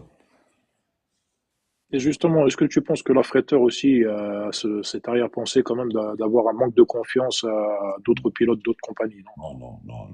Non. C'est pas comme ça que ça se passe. Imagine-toi, quand tu vas dans une officine de location de voiture, on va pas te poser la question si on va te faire confiance pour te louer une Ferrari ou une Mercedes ou là. Tu vas payer, tu vas partir. Hein. Donc c'est exactement pareil. L'affréteur, De toute façon, il y il a va des rien dire. assurances. Il y a des assurances, donc il n'y a pas de souci. Il n'en a rien à foutre. Salut Irdizen, Good evening, Buenas Marte, RDZ. vous allez bien? ça va? Ça va, ça va. Je voulais parler de ce sujet d'affrètement. Moi, j'exprime un désaccord sur le dry lease, mais dans un contexte plutôt long terme. Je Ouais. pense qu'au contraire, c'est une très bonne méthode pour augmenter la flotte et surtout avoir, avec peu de capital, des avions qui soient toujours modernes. Donc, si Oui, l'appel d'offres, par exemple, d'AH de l'an dernier avait été fructueux, ça aurait permis d'avoir des avions qui arrivent rapidement dans la flotte, qui coûtent entre guillemets peu cher en investissement mais et qu'on puisse jeter dans 10 ans, rendre au loueur et prendre autre chose en location. hier, généralement, celui qui te loue en dry lease n'a aucunement l'intention de te les vendre en leasing. Aucunement. Même si tu les gardes 20 ans. Lui, son bénéfice, il le fait sur l'apprêtement. Donc, que ce soit X, quand tu apprêtes avec équipage, je t'ai dit, le seul truc, quand tu vas payer le packaging, c'est 250 heures et le reste, c'est pris en charge par la compagnie qui t'apprête cet avion. Pour une certaine période, tu vas dire, voilà, j'en ai besoin pour 2, 3 mois, 6 mois, par exemple. C'est comme ça que ça marche. Maintenant, s'il a eu quoi que ce soit, et je vais te ramener à tes souvenirs d'un crash de Swift Air, c'était un Ouais. avion affrété en wet lease et Air Algérie était victime puisqu'elle a affrété un avion chez quelqu'un qui a cassé son avion pendant un crash. Donc, l'assurance Ensuite, jusqu'à aujourd'hui, c'est encore d'actualité, hein. Ça fait 10 ans déjà. Ouais. Oui, on est bon, 11 ans. 2014. Donc, jusqu'à maintenant, le problème d'assurance pour les personnes qui ont péri dans ce truc, ce n'est pas Air Algérie qui était fautive. C'est la faute a été qualifiée truc, donc c'est la compagnie qui a leasé, qui a apprêté cet avion, qui a tout pris sur la gueule. Et Mais c'est un quelque part, tu réponds à la question d'Idir en cas d'incident sur un avion affrété, c'est AH qui va être responsable. Donc, tu lui apportes une réponse. J'en profite pour dire bonjour à Jalal, j'arrive pas à écrire de message. Vas-y, Non, non, Nordine, c'est pas Air excuse-moi. Algérie qui est responsable. Ouais. Au final, quand tu prends un dry lease pour 10 ans, par exemple, admettons que On Algérie ne va ait pas pu prendre des réussir. précisions. Personne ne va. Le lease, écoute, attends. Il faut qu'on s'explique sur quelque chose, hein. Affrètement est une chose. Achat en lease, c'est autre chose. Quand tu fais un achat en leasing, ça c'est autre chose. Il y a un consortium de banques qui va mettre une certaine somme pour te ramener des avions. Tu vas l'immatriculer, tu as une réservation d'immatriculation auprès de l'ANAC. Actuellement, avant c'était la DACN. Cette immatriculation, elle est valable 6 mois, renouvelable. Et ensuite, tu vas t'engager à acheter cet avion. Ce n'est pas la même chose. C'est un achat à long terme. C'est comme si tu, par exemple, tu passais par la banque pour acheter une voiture ou une maison que tu mets en hypothèque, par exemple. C'est pareil. Maintenant, l'affrètement est cyclique. C'est en fonction des périodes. Nous, Algérie a toujours affrété chez Highfly, par exemple, 330. Et ou là chez Asia. Asia aussi. Asianet. Ils ont ramené des 330 aussi pendant la période où c'était chargé. Highfly faisait des vols sur Montréal, truc et tout, sous l'égide Air Algérie. Swiftair, quand il y avait Swiftair, c'était sous l'égide Air Algérie 5000 quelque chose. Mais le numéro de vol n'engage pas la compagnie en cas de crash ou quelque chose. La qualification de l'accident va être faite en fonction de ce qui s'est passé. Maintenant, si l'Algérie lui avait tiré dessus, oui, la qualification de l'accident, on aurait dit, on lui a tiré dessus. Mais cet avion est tombé au Mali. Il est tombé pour X raisons, il y a un rapport qui est sorti. Et donc, c'est Swiftair qui avait pris. Et il y avait diverses nationalités. Donc, l'Algérie n'avait aucune responsabilité. Le seul truc où il y avait enquête, c'était les modalités d'affrètement. Est-ce que le CDN a été vérifié, l'assurance, de ceci, les équipages, etc., etc. Ça, c'est vrai. C'était passé au crible. Mais cet avion était en état de navigabilité. Les équipages avaient des qualifications pour faire ces vols-là. D'ailleurs, ils avaient fait le même vol 2 jours avant, le même vol, etc., etc. Donc la responsabilité, elle est beaucoup plus rejetée sur l'affréteur, parce que c'est lui qui s'est engagé au début d'avoir un avion volable, en bon état, ses équipages qualifiés et formés sur cet avion, etc., etc. Et qu'ils devaient respecter toutes les normes et la réglementation de ce pays, des pays survolés, par le plan de vol émis par la compagnie qui l'a affrété. Voilà. Mais le Il y a lease, Ahmed, il y a Ahmed qui nous dit pas forcément engagement d'achat. Un long term C'est dry lease peut finir sans achat. c'est peut-être c'est peut-être spécifique à la réglementation algérienne, lui demande un achat à la fin. Parce que c'est ce que je disais tout à l'heure. On a fait des dry leases. Quand il y avait les 37-200, on a fait des dry leases. On a affrété aussi les 37-200, qui étaient en dry lease sans équipage, puisque les équipages de l'année étaient formés sur ces avions-là. Le plus important dans le dry, c'est quand les équipages sont formés sur cet avion et qui ont le droit de voler sur ces avions parce que l'immatriculation diffère. Il faudrait l'autorisation du pays dans lequel est immatriculé l'avion pour que tu puisses voler dessus avec ta licence, puisque c'est un avion qui est immatriculé dans ce pays-là, chez qui tu affrètes cet avion-là. Voilà comment ça se passe. Le wet lease, c'est autre chose. Le wet lease, tu te casses pas la tête. Tu vas payer plus cher, ça c'est clair. Un petit peu plus cher, hein, c'est pas en général. Mais tu t'en sors à bon terme, si tu veux, s'il y a problème. Mais est-ce que tu réponds à la question, Nordine, là, est-ce que, je ne sais pas si tu as répondu réellement, est-ce que un long term dry lease peut finir sans achat? Non, il n'y a pas de long terme dry lease. Encore une fois, il faut que vous compreniez une chose. Aucun leaser, aucun quelqu'un qui t'affrète l'avion ne va te laisser à long terme. Sauf si au début tu t'arranges avec lui. Dire voilà, cet avion, tu en as besoin ou pas? Il dit que non, bon voilà, tu peux le garder. Et ben voilà, je vais mettre un programme avec toi, je vais l'acheter. Maintenant, ça ne devient plus de l'affrètement pur. Ça devient un leasing. Tu vas faire un contrat de leasing avec lui. Tu vas l'acheter cet avion. Il peut finir. Maintenant, il peut finir sans achat, mais jamais à long terme. Impossible. Personne ne va te laisser un avion à long terme sans achat. Il dit que c'est Mohamed. Moi, j'ai fait toute une étude pour te louer cet avion en dry, mais j'ai des clients aussi qui font la chaîne pour pouvoir louer cet avion. Et ils me donnent plus. Tu sais,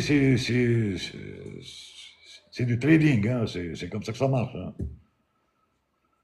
Ahmed, justement, là, il vient de te répondre, Nordine. Il te dit, mais des dry leases peuvent aussi être immatriculés au pays de l'opérateur sans intention d'achat. Mais au début, tu nous disais le Six long mois, dry lease. 6 mois, 6 mois, 6 mois. 6 mois. 6 mois. L'immatriculation est valable 6 mois, sans obligation d'achat, mais 6 mois. Et ensuite, s'il y a intention d'achat, il y a relance de dossier au niveau de l'organisme. Actuellement, c'est l'ANAC. Il y a eu Et déjà un 37-200 qui s'est traité en Angleterre. c'est, je pense que ça, c'est une réglementation spécifique algérienne qui a justement voué l'échec de l'appel d'offres H. Parce que là, je vois par exemple les A4 des 777 British Airways sont en leasing, en wet lease, immatriculés en Angleterre, etc. Oui, oui, c'est pas la même chose. Bon, en Angleterre, on a mis une réglementation spécifique aussi, surtout les Irlandais, pas en Angleterre, surtout l'Irlande. Là, on avait dans le temps Eagle Air qui affrétait pas mal d'avions. Air Algérie affrétait chez elle. Ensuite, qu'est-ce qu'ils font ces compagnies? Quand ils voient qu'ils sont submergés par les impôts, trucs et tout, ils déposent le bilan et ils recréent une autre compagnie. Il s'appelle Islander. Ils commencent à travailler, travailler. Ensuite, ils déposent le bilan et ils retravaillent. Hado, Ah bah, c'est des techniques managériales terribles. Et c'est de l'argent, c'est beaucoup d'argent, beaucoup, beaucoup. Anakin qui dit 737-200, non, qui s'est craché en Angleterre, il appartenait exactement à Air Algérie, il n'était pas affrété. C'était un avion 7 Tango Victor Eco Eco qui appartenait à l'Algérie, même l'Eco Delta d'ailleurs. Et il n'a pas été affrété. Il a travaillé pour le compte d'une société de transport de bovins. On te dit que c'est 1 an, Nordine. T'es à la page un peu, t'as une mise à jour par rapport à ça. Il te dit que c'est plus 6 mois, c'est 1 an. C'est peut-être passé 1 an. Oui, c'est possible. Certainement. Ne dis pas non. Nadir, quand je ne peux pas te dire, non, je vais me renseigner. C'est peut-être passé.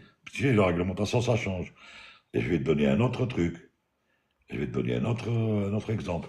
Nous, on a travaillé en 37-200 pour le compte d'une compagnie qui s'appelait la CIS. La, Interservice, oui. C'était Cargo Interservice, la CIS. Ils avaient un 37-200. Dans les années, je te parle de ça, les années, allez, 86, 89 à peu près. Ils avaient craché avec cet avion en France. Et donc, cette société-là a demandé à Algérie un wet lease avec un 37. Hey, hey. Ils ont fait un wet lease au niveau d'Air Algérie avec équipage. Donc, on est parti, on était basé à Toulouse. On faisait Toulouse, Charles de Gaulle, Marseille, tout, pour le compte de cette société. Le contrat a duré. On était pris en charge par eux. Hein. Pris en charge par eux, transportés par eux, l'allowance par eux, les frais de mission par eux, pratiquement. Et donc, on était basé Toulouse, on faisait Toulouse, Charles de Gaulle, nanana, retour. Voilà. Mais en aucun cas, ils voulaient acheter un 37. En aucun cas, Air Algérie n'a voulu. Non, non. Attends, je vais l'engueuler un peu celle-là parce que. DZ, c'est toi qui disais que c'est faux, il n'y a pas 12 avions d'Air Algérie en panne. D'où tu tires ton information? Excuse-moi. euh, j'ai vérifié Flight Radar, la majorité des NG volent. En tout cas, il n'y en a pas beaucoup qui ne volent pas. Il y a un 330 ou deux qui volent pas. Et les ATR, la majorité volent aussi, je pense. Donc, Après, c'était peut-être sur le jour J en comptant toutes les check-out, etc., qui sont courtes, mais en tout cas, il n'y a pas de longue immobilisation. Il y en a un seul qui est en immobilisation longue, je pense, côté 330 NG. Et ATR, je sais pas, mais il n'y en a pas beaucoup non plus, je crois. Tu vois, moi, Ahmed, il parle de l'avion de Nouvelle Air. Nouvelle Air, je pense qu'il a acquis un avion au niveau de la Turquie. Il est matriculé en Tango Sierra. Est-ce que c'est la Turquie? Je sais pas quoi. Belek. Euh, mais c'est affrété par Air Algérie en wet lease. C'est des, je sais pas ce que c'est comme, c'est à 320. Ouais. Voilà. Donc, tu sais, Head Swallah Hadou, c'est vraiment, vraiment. Et il y a toute une commission pour ça. Et tu sais, l'étude Eddy, elle se fait bien avant. Des fois, ils se prennent en retard parce qu'il n'y a pas d'affréteur sur le marché. Qui m'a Highfly, dernièrement, quand ils ont demandé les avions d'Airfly, que non, on est déjà engagé, par exemple.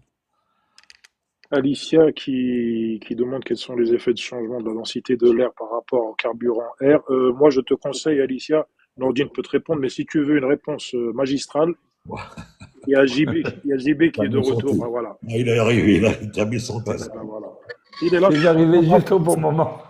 Voilà, elle parle Ah, de tu arrives au mixture. bon moment. T'arrives au Ouais. bon moment. Ben, la question d'Alicia est la suivante. Quels sont les effets de changement de la densité de l'air sur le rapport carburant-air? Ouais, ça concerne le mixture lean. Je laisse JP répondre.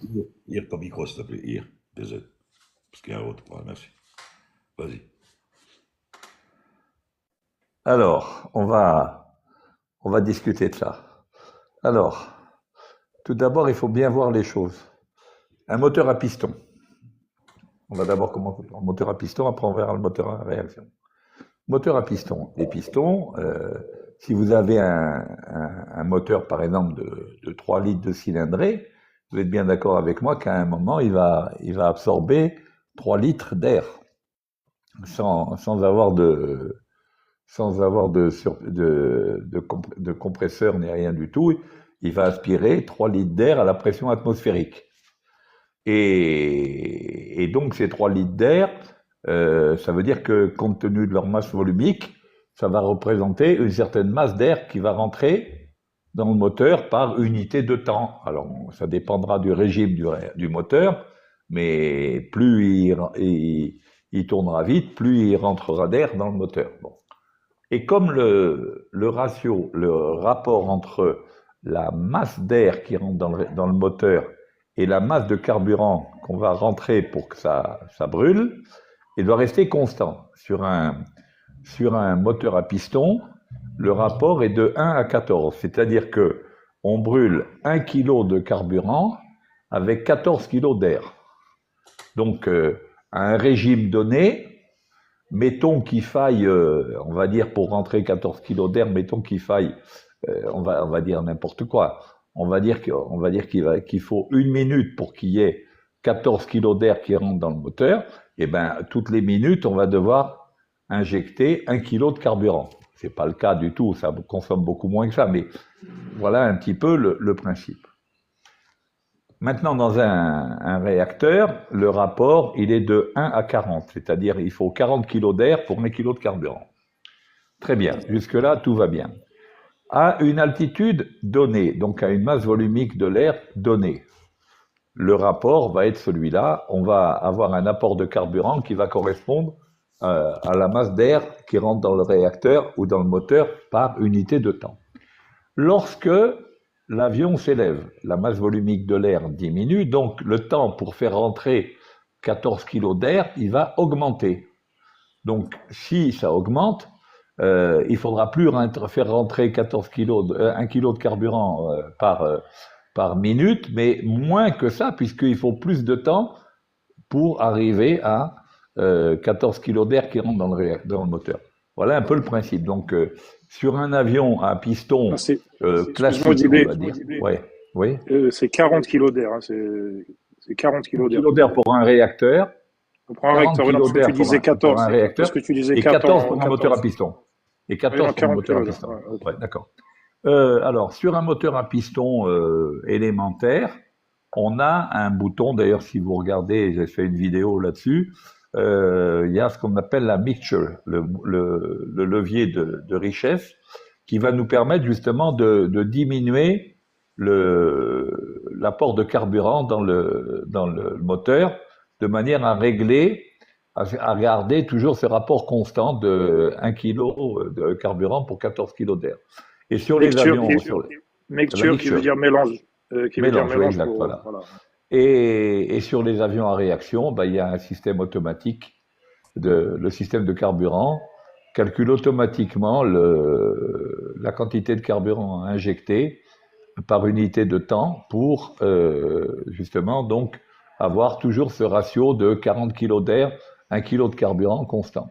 Mais à partir du moment où justement on monte en altitude, comme la masse volumique de l'air diminue, la quantité de carburant qu'on rentre dans le moteur par unité de temps va diminuer. Si on diminue la quantité de carburant qui rentre, on diminue forcément la puissance du moteur. Donc plus on monte, moins le carburant, moins le réacteur consomme, mais aussi moins il génère de poussée. Voilà, voilà le principe. Voilà.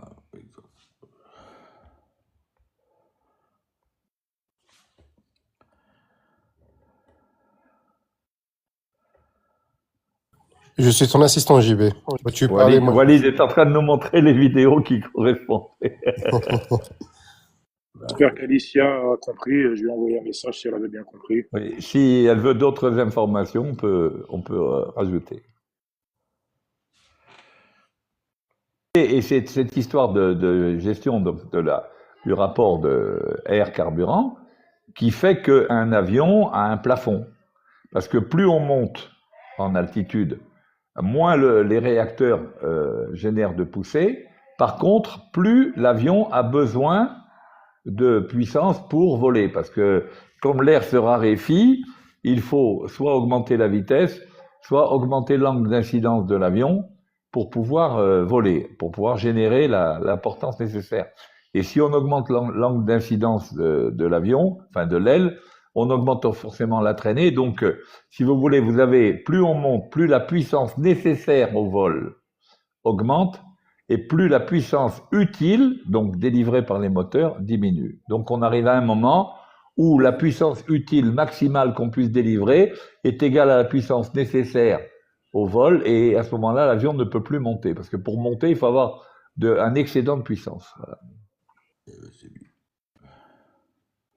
Salut Jassim. Jassim, c'est Hussein.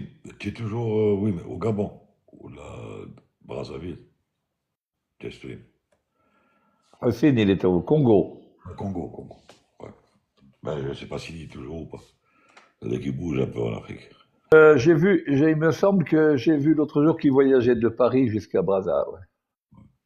Il est au Congo, il te dit. Il est au Congo. Ouais.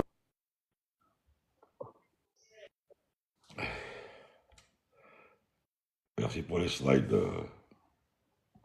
Oui, aujourd'hui, je suis l'assistant de JB. Dès qu'il parle d'un sujet, je sors les photos. C'est pratique. Faudrait qu'on fasse ça. Mais bon, encore une fois, il faudrait. Je vais passer sur le PC. Moi, je peux pas. Moi, je pourrais faire ça, mais parce que comme tu es sur iPhone, ça marche pas. Parce que moi, j'ai le live studio, j'ai le TikTok Studio là sur mon PC. Parce que tu as Windows. Parce qu'il travaille que sur Windows. Oui. Moi, j'ai Windows, ouais. Paniche qui te dit je te boude. Je sais pas pourquoi. Et justement, moi je lui demande qu'est pas ça, André. Ben, il n'a qu'à monter pour le dire en live.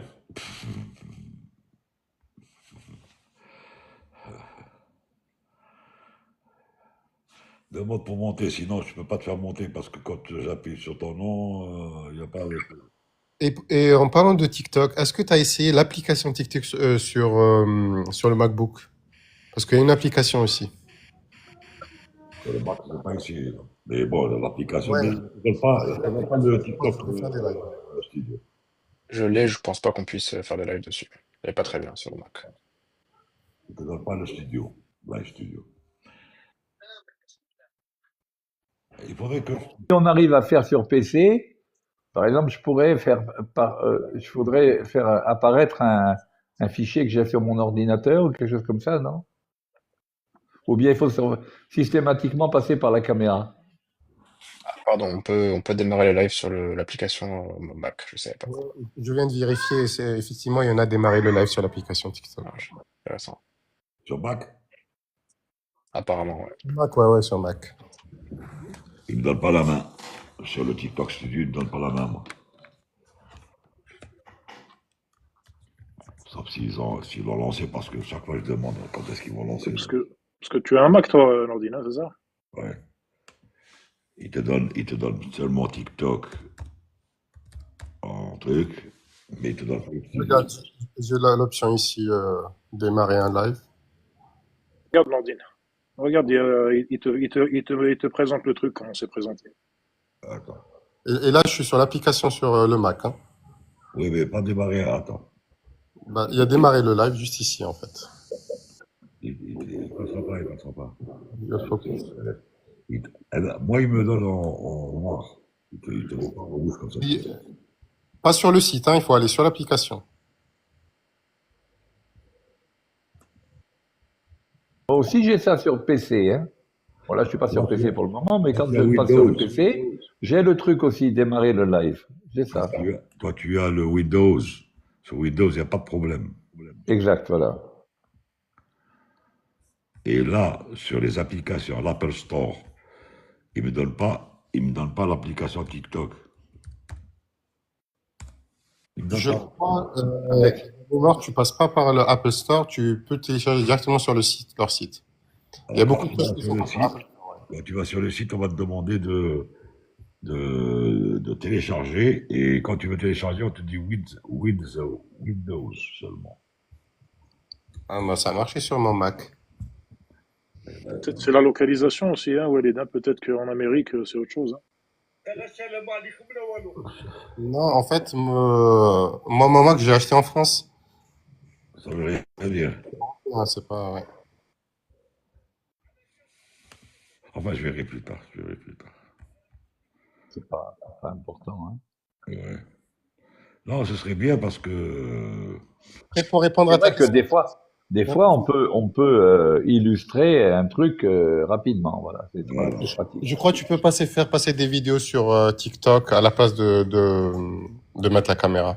Je sais pas comment faire, mais je sais que c'est possible. D'accord. Accès, continuer.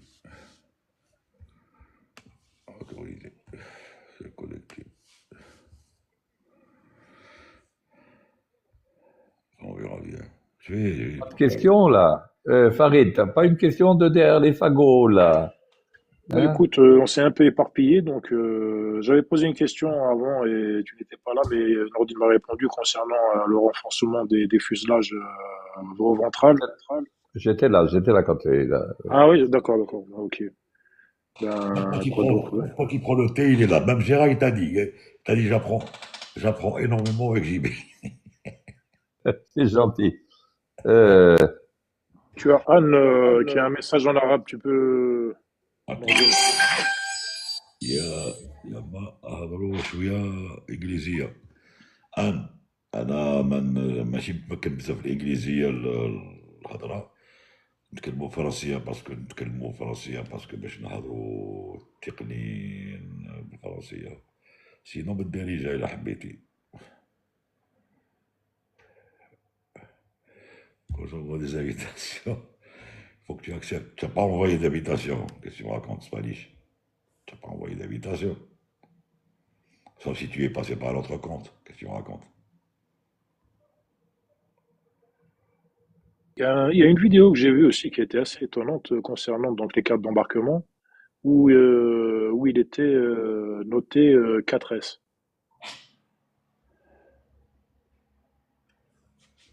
Pour le check de la sécurité, tu veux dire, Fred? Exactement. Ouais. Il paraît que quand tu as ça, c'est aléatoire, et quand tu as ça sur ta carte d'embarquement, il paraît que tu es contrôlé, mais de folie. Je crois que c'est pour aller aux États-Unis. J'ai pas entendu tout ton message, mais. Ouais, c'est ça, secondary. Search. Apparemment. Security screening. Screening, ouais, oui, voilà. Après, il faut savoir que l'on a, maintenant c'est généralisé, on a ce qu'on appelle APIS, Alpha Papa India Sierra. Advanced Personal Information System. Toutes les fois que tu t'enregistres, quand on swipe ton passeport, vous avez vu, il passe le passeport dans la fente du clavier de l'ordinateur, et les informations donc qui sont contenues dans ton passeport biométrique sont envoyées entre autres au pays de destination. Et ce qui fait que en fait les autorités du pays de destination savent déjà exactement qui va y avoir sur ce vol. Ils ont toutes les informations qui sont contenues dans ton passeport. Voilà. Ouais. Donc déjà là, ça va vite, hein, voilà. Mais il paraît que c'est aléatoire, JB. C'est ce qu'on dit là. Hein. D'ailleurs, ce qu'il dit JB, en fait, sur le Canada, il l'applique à 100%. Ça veut dire, en fait, pour quitter le Canada, c'est la compagnie qui est responsable d'envoyer les informations. Il n'y a pas de passage à la police des frontières. Quand on quitte le Canada, il n'y a pas la PAF. Alors, comment ça se passe? Tu sais comment ça se passe? Tu sais que quand tu vas à l'enregistrement, Ouais, c'est ça. le check-in, et que tu vas passer avec ton passeport et ta carte, il y a des balises que tu vois pas. Tu as vu les balises qu'il y a quand on passe pour aller à la sécurité? Oui, oui, ça. Quand Ouais. tu rentres en sous-douane, tu es déjà scanné. Tu es rentré en sous-douane, c'est bon, ça y est. C'est-à-dire qu'en plus, tu ne peux pas ressortir. C'est impossible de ressortir quand tu rentres. Quand tu passes le service de sécurité tu as les bagages, trucs, scanner et tout. Tu peux plus Ouais, ressortir.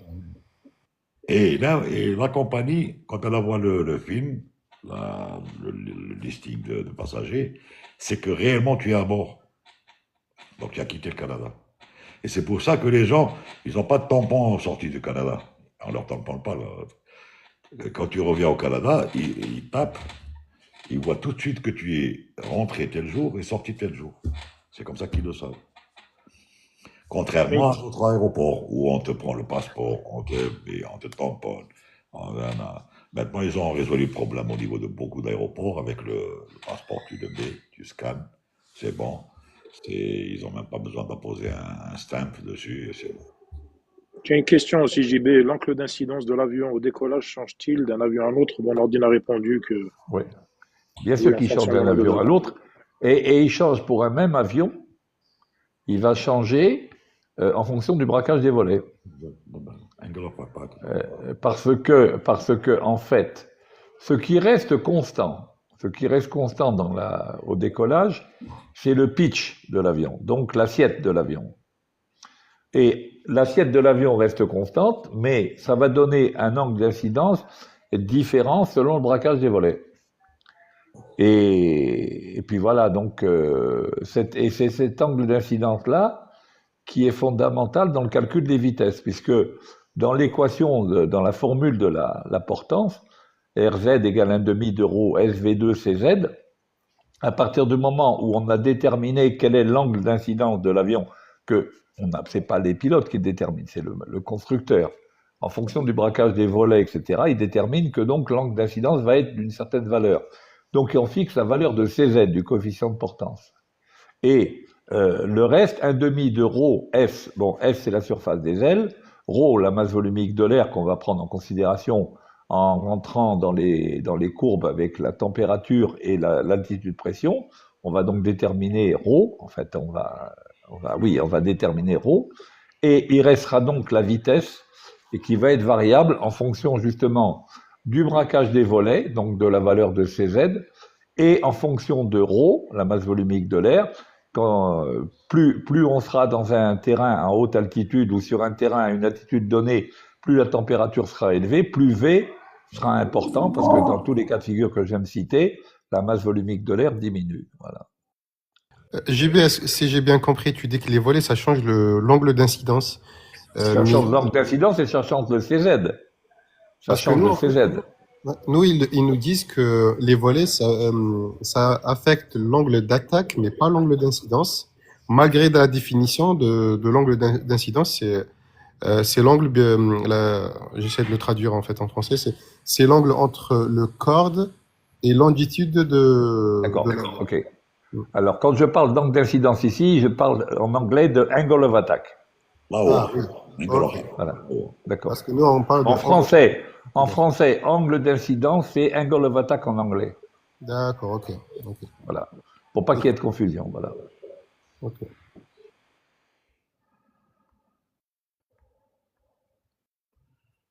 Le braquage des volets ne change pas l'angle of incidence. En anglais, hein, en anglais. Angle of incidence, on Oui, est bien c'est ça. d'accord, c'est la mean aerodynamic chord et le longitudinal axis of the airplane. Meanwhile, if you realize that when you change the flap setting, the mean aerodynamic chord will change as well.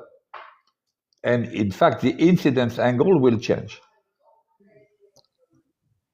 Exactement. Mais ça, en fait, incohérent, mais ils disent oui. En fait, dans la définition, c'est ce que tu disais, c'est la différence entre chord line and longitudinal axis. Et vu que les volets, ça change la chord line, mais ils disent non, de toute façon, l'angle d'incidence, enfin, angle of incidence, c'est déterminé par le constructeur et que ça change pas. Angle of incidence, en fait, c'est la clean wing mean aerodynamic chord.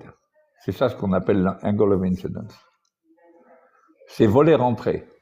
Ça a plus de sens quand on précise Voilà. que c'est volet entrée, ouais. Voilà, c'est volet rentré, bien sûr. Ça pose pas Et ça, si on extrapole la mean aerodynamic chord, quand les volets sont sortis, bien évidemment, elle bouge. ça pose pas de problème, ça, justement, ce problème de langue pour les francisants. Non, Pour les francophones. on est habitué. Et moi, je sais que quand je donne cours, je précise bien à mes étudiants, je leur dis si jamais vous bossez sur des bouquins en français, voilà les faux amis, voilà. Angle of incidence, angle of attack, il y a différents trucs comme ça auxquels il faut faire attention, voilà. Après, si on commence en anglais, ça serait mieux de continuer en anglais parce que c'est vrai qu'il y a ces petites lacunes de traduction, mais ouais.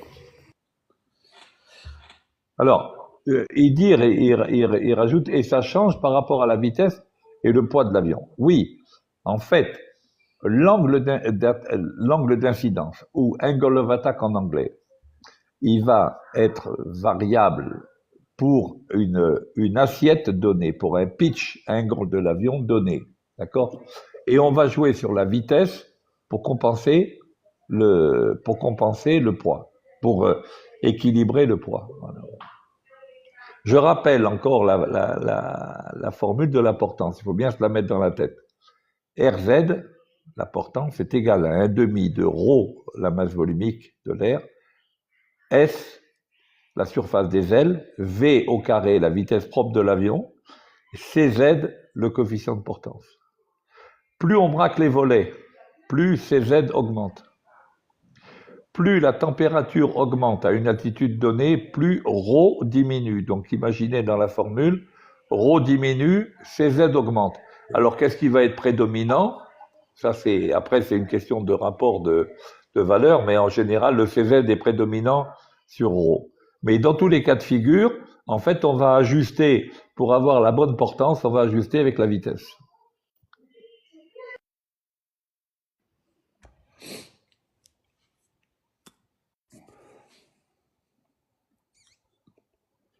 À quel moment il y aurait une perturbation de CZ tout le long du vol? Je veux dire, est-ce que CZ, à un moment donné, n'a pas toute sa... n'est pas efficace à 100%, disons. Ben, par exemple, quand on arrive au Mach critique. Quand on arrive au Mach critique, à partir du moment où il y a une onde de choc qui s'établit sur l'extrado de l'aile, automatiquement, derrière l'onde de choc, il va y avoir un écoulement qui va commencer à devenir très turbulent. Le coefficient de portance de l'aile va se casser la gueule. Voilà. Et donc, c'est pour ça que, bon, en plus du fait que la traînée va augmenter, mais CZ va diminuer. On peut dire qu'à l'approche aussi, non? À l'approche, non, parce qu'à l'approche, on va sortir les volets. Au contraire, là, on va augmenter CZ. Ça arrive avant le décrochage à haute vitesse, c'est ça? Décrochage à haute vitesse, c'est le buffeting, oui. Mais en approche, on augmente CZ pour pouvoir diminuer V. Parce que c'est tout le problème. Hein. Si on a un CZ faible, il faut avoir une grande vitesse. Si on a un grand CZ, on peut avoir une vitesse faible. Et c'est le but des volets. Les volets, c'est justement d'augmenter CZ de telle sorte que pour générer une portance donnée, à une altitude donnée, on a besoin de moins de vitesse. Voilà.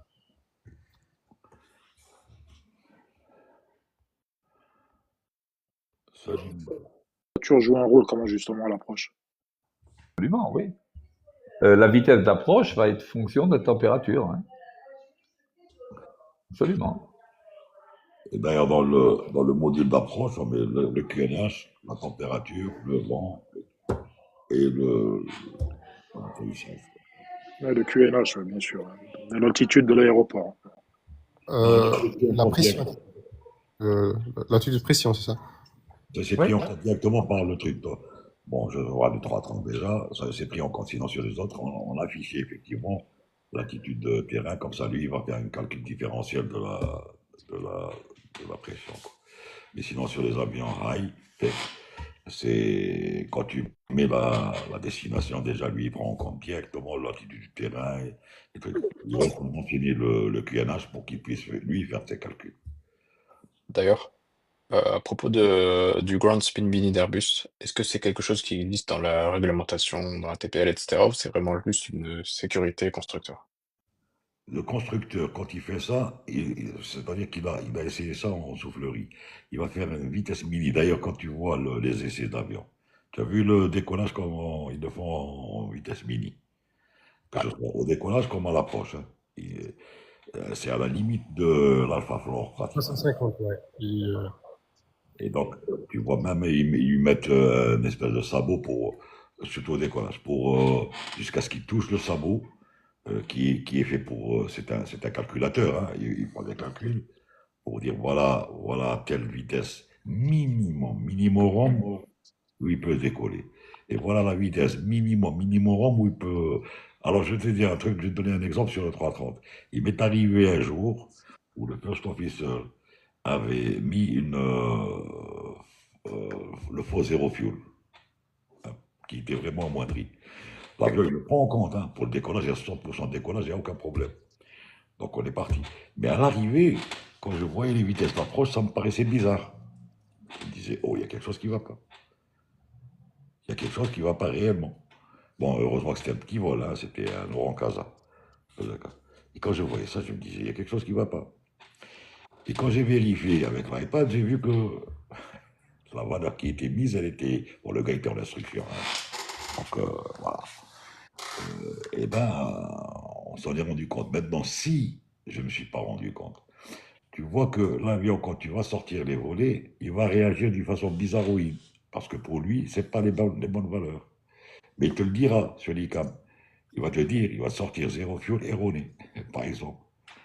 Donc, les protections existent. Elles existent partout. Hein. Donc, t'en fais pas.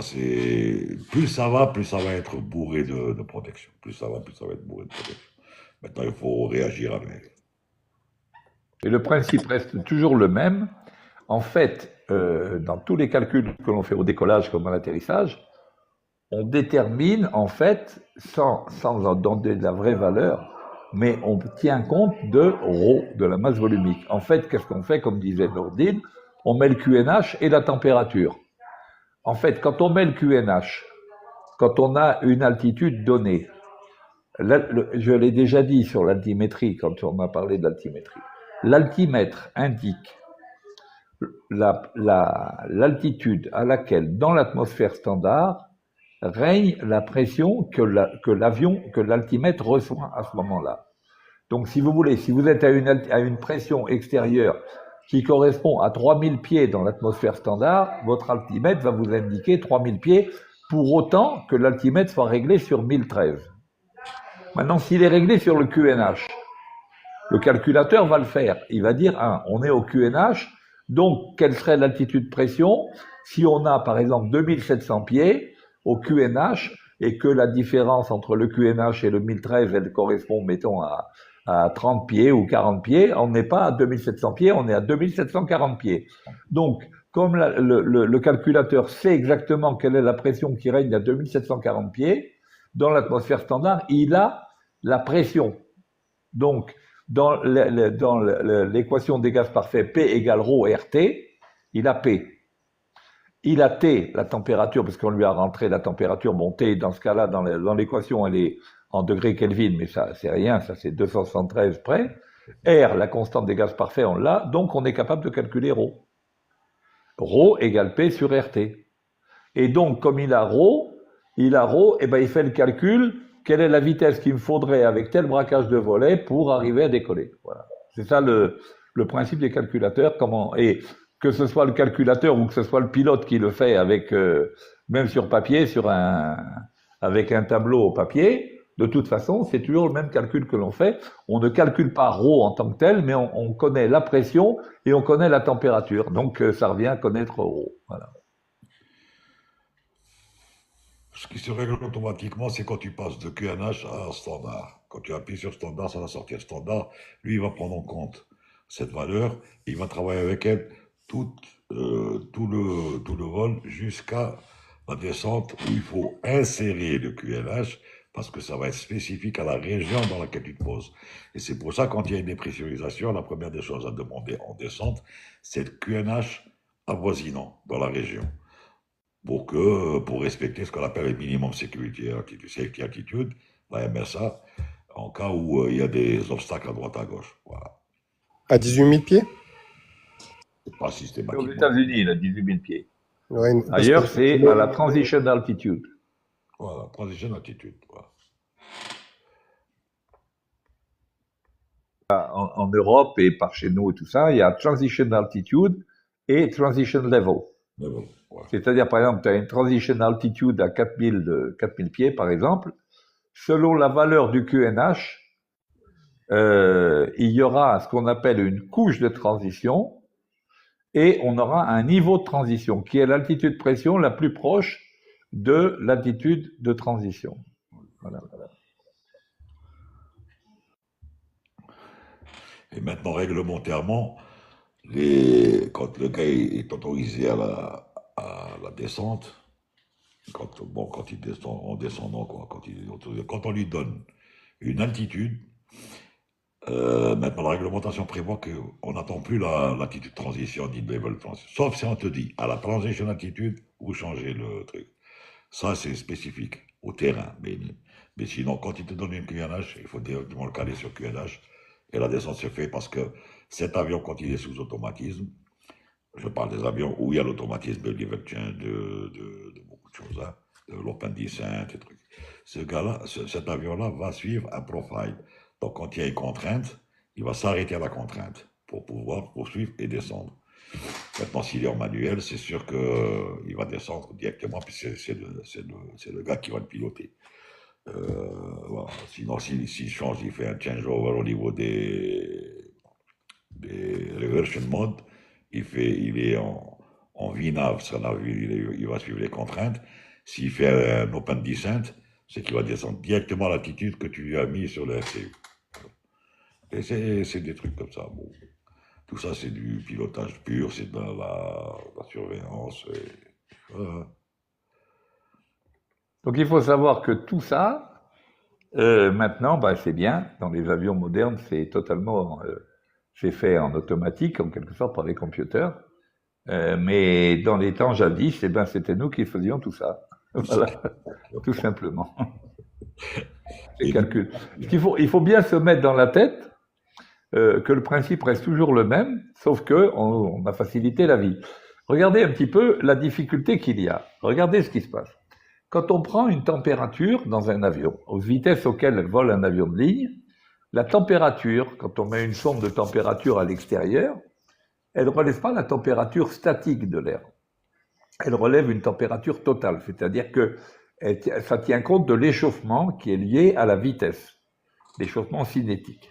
Donc regardez bien, pour pouvoir faire tous ces calculs, la première des choses, il faut convertir la température totale que les sondes reçoivent à l'extérieur, il faut la convertir en température statique, c'est-à-dire comme la température que l'air a si on ne tient pas compte en enlevant l'effet cinétique. Mais pour faire ce calcul, il faut avoir le nombre de Mach. Parce que l'échauffement cinétique, c'est un développement limité du nombre de Mach. Température totale égale température statique, facteur de 1 plus 0,2 m au carré. M étant le nombre de Mach. Bref. Donc il faut avoir le nombre de Mach. Donc on commence par une température totale. On prend avec le nombre de Mach. On revient sur une température statique. Ensuite, on prend la pression extérieure. Et à ce moment-là seulement, on peut commencer à calculer la vitesse propre, etc., etc. Voilà. C'est pas évident du tout. Les calculateurs, maintenant, ils font tout ça, mais avant, c'était nous qui faisions tout ça. Voilà. Non seulement ça, mais même le jet plane, c'est nous qui le faisons. Le jet plane, avec les montées, la croisière, la descente. Voilà. Vous faisiez tous nos petits calculs, comme à l'aéroclub. Est-ce que JB Nordine et tous ceux qui sont présents sur le guest, est-ce que vous pensez que la machine dépasse de beaucoup le raisonnement de l'homme? Pas le raisonnement. Elle lui facilite le travail. C'est-à-dire que c'est l'homme qui a créé la machine pour faire ça. Si tu veux, il a créé cette machine, ça c'est clair. Pour lui enlever des contraintes, pour l'aider à gérer autre chose que de se focaliser sur des calculs et tout. Donc, c'est vrai que le calculateur, tu vas faire un calcul mental maintenant, on en faisait dans le temps pour rentrer dans un hold, revenir, un TTI, retour, imposer, ceci, cela. Maintenant, il suffit d'appuyer sur hold, l'avion va réduire, va rentrer dans le hold, il va choisir son entrée et il va même calculer son temps de retour en fonction du vent, en fonction de beaucoup de choses. Donc, on te facilite. Ça, c'est des facilitations. Et ça va de plus en plus. Tu as vu l'histoire du TICAS, ça se faisait à la main sur les avions. 350 le fait tout seul, par exemple. Et tu n'as pas intérêt à le contredire, ce 350, parce qu'il te prendra les commandes. Hein. Il ne te laissera pas faire ce que tu veux. C'est comme ça.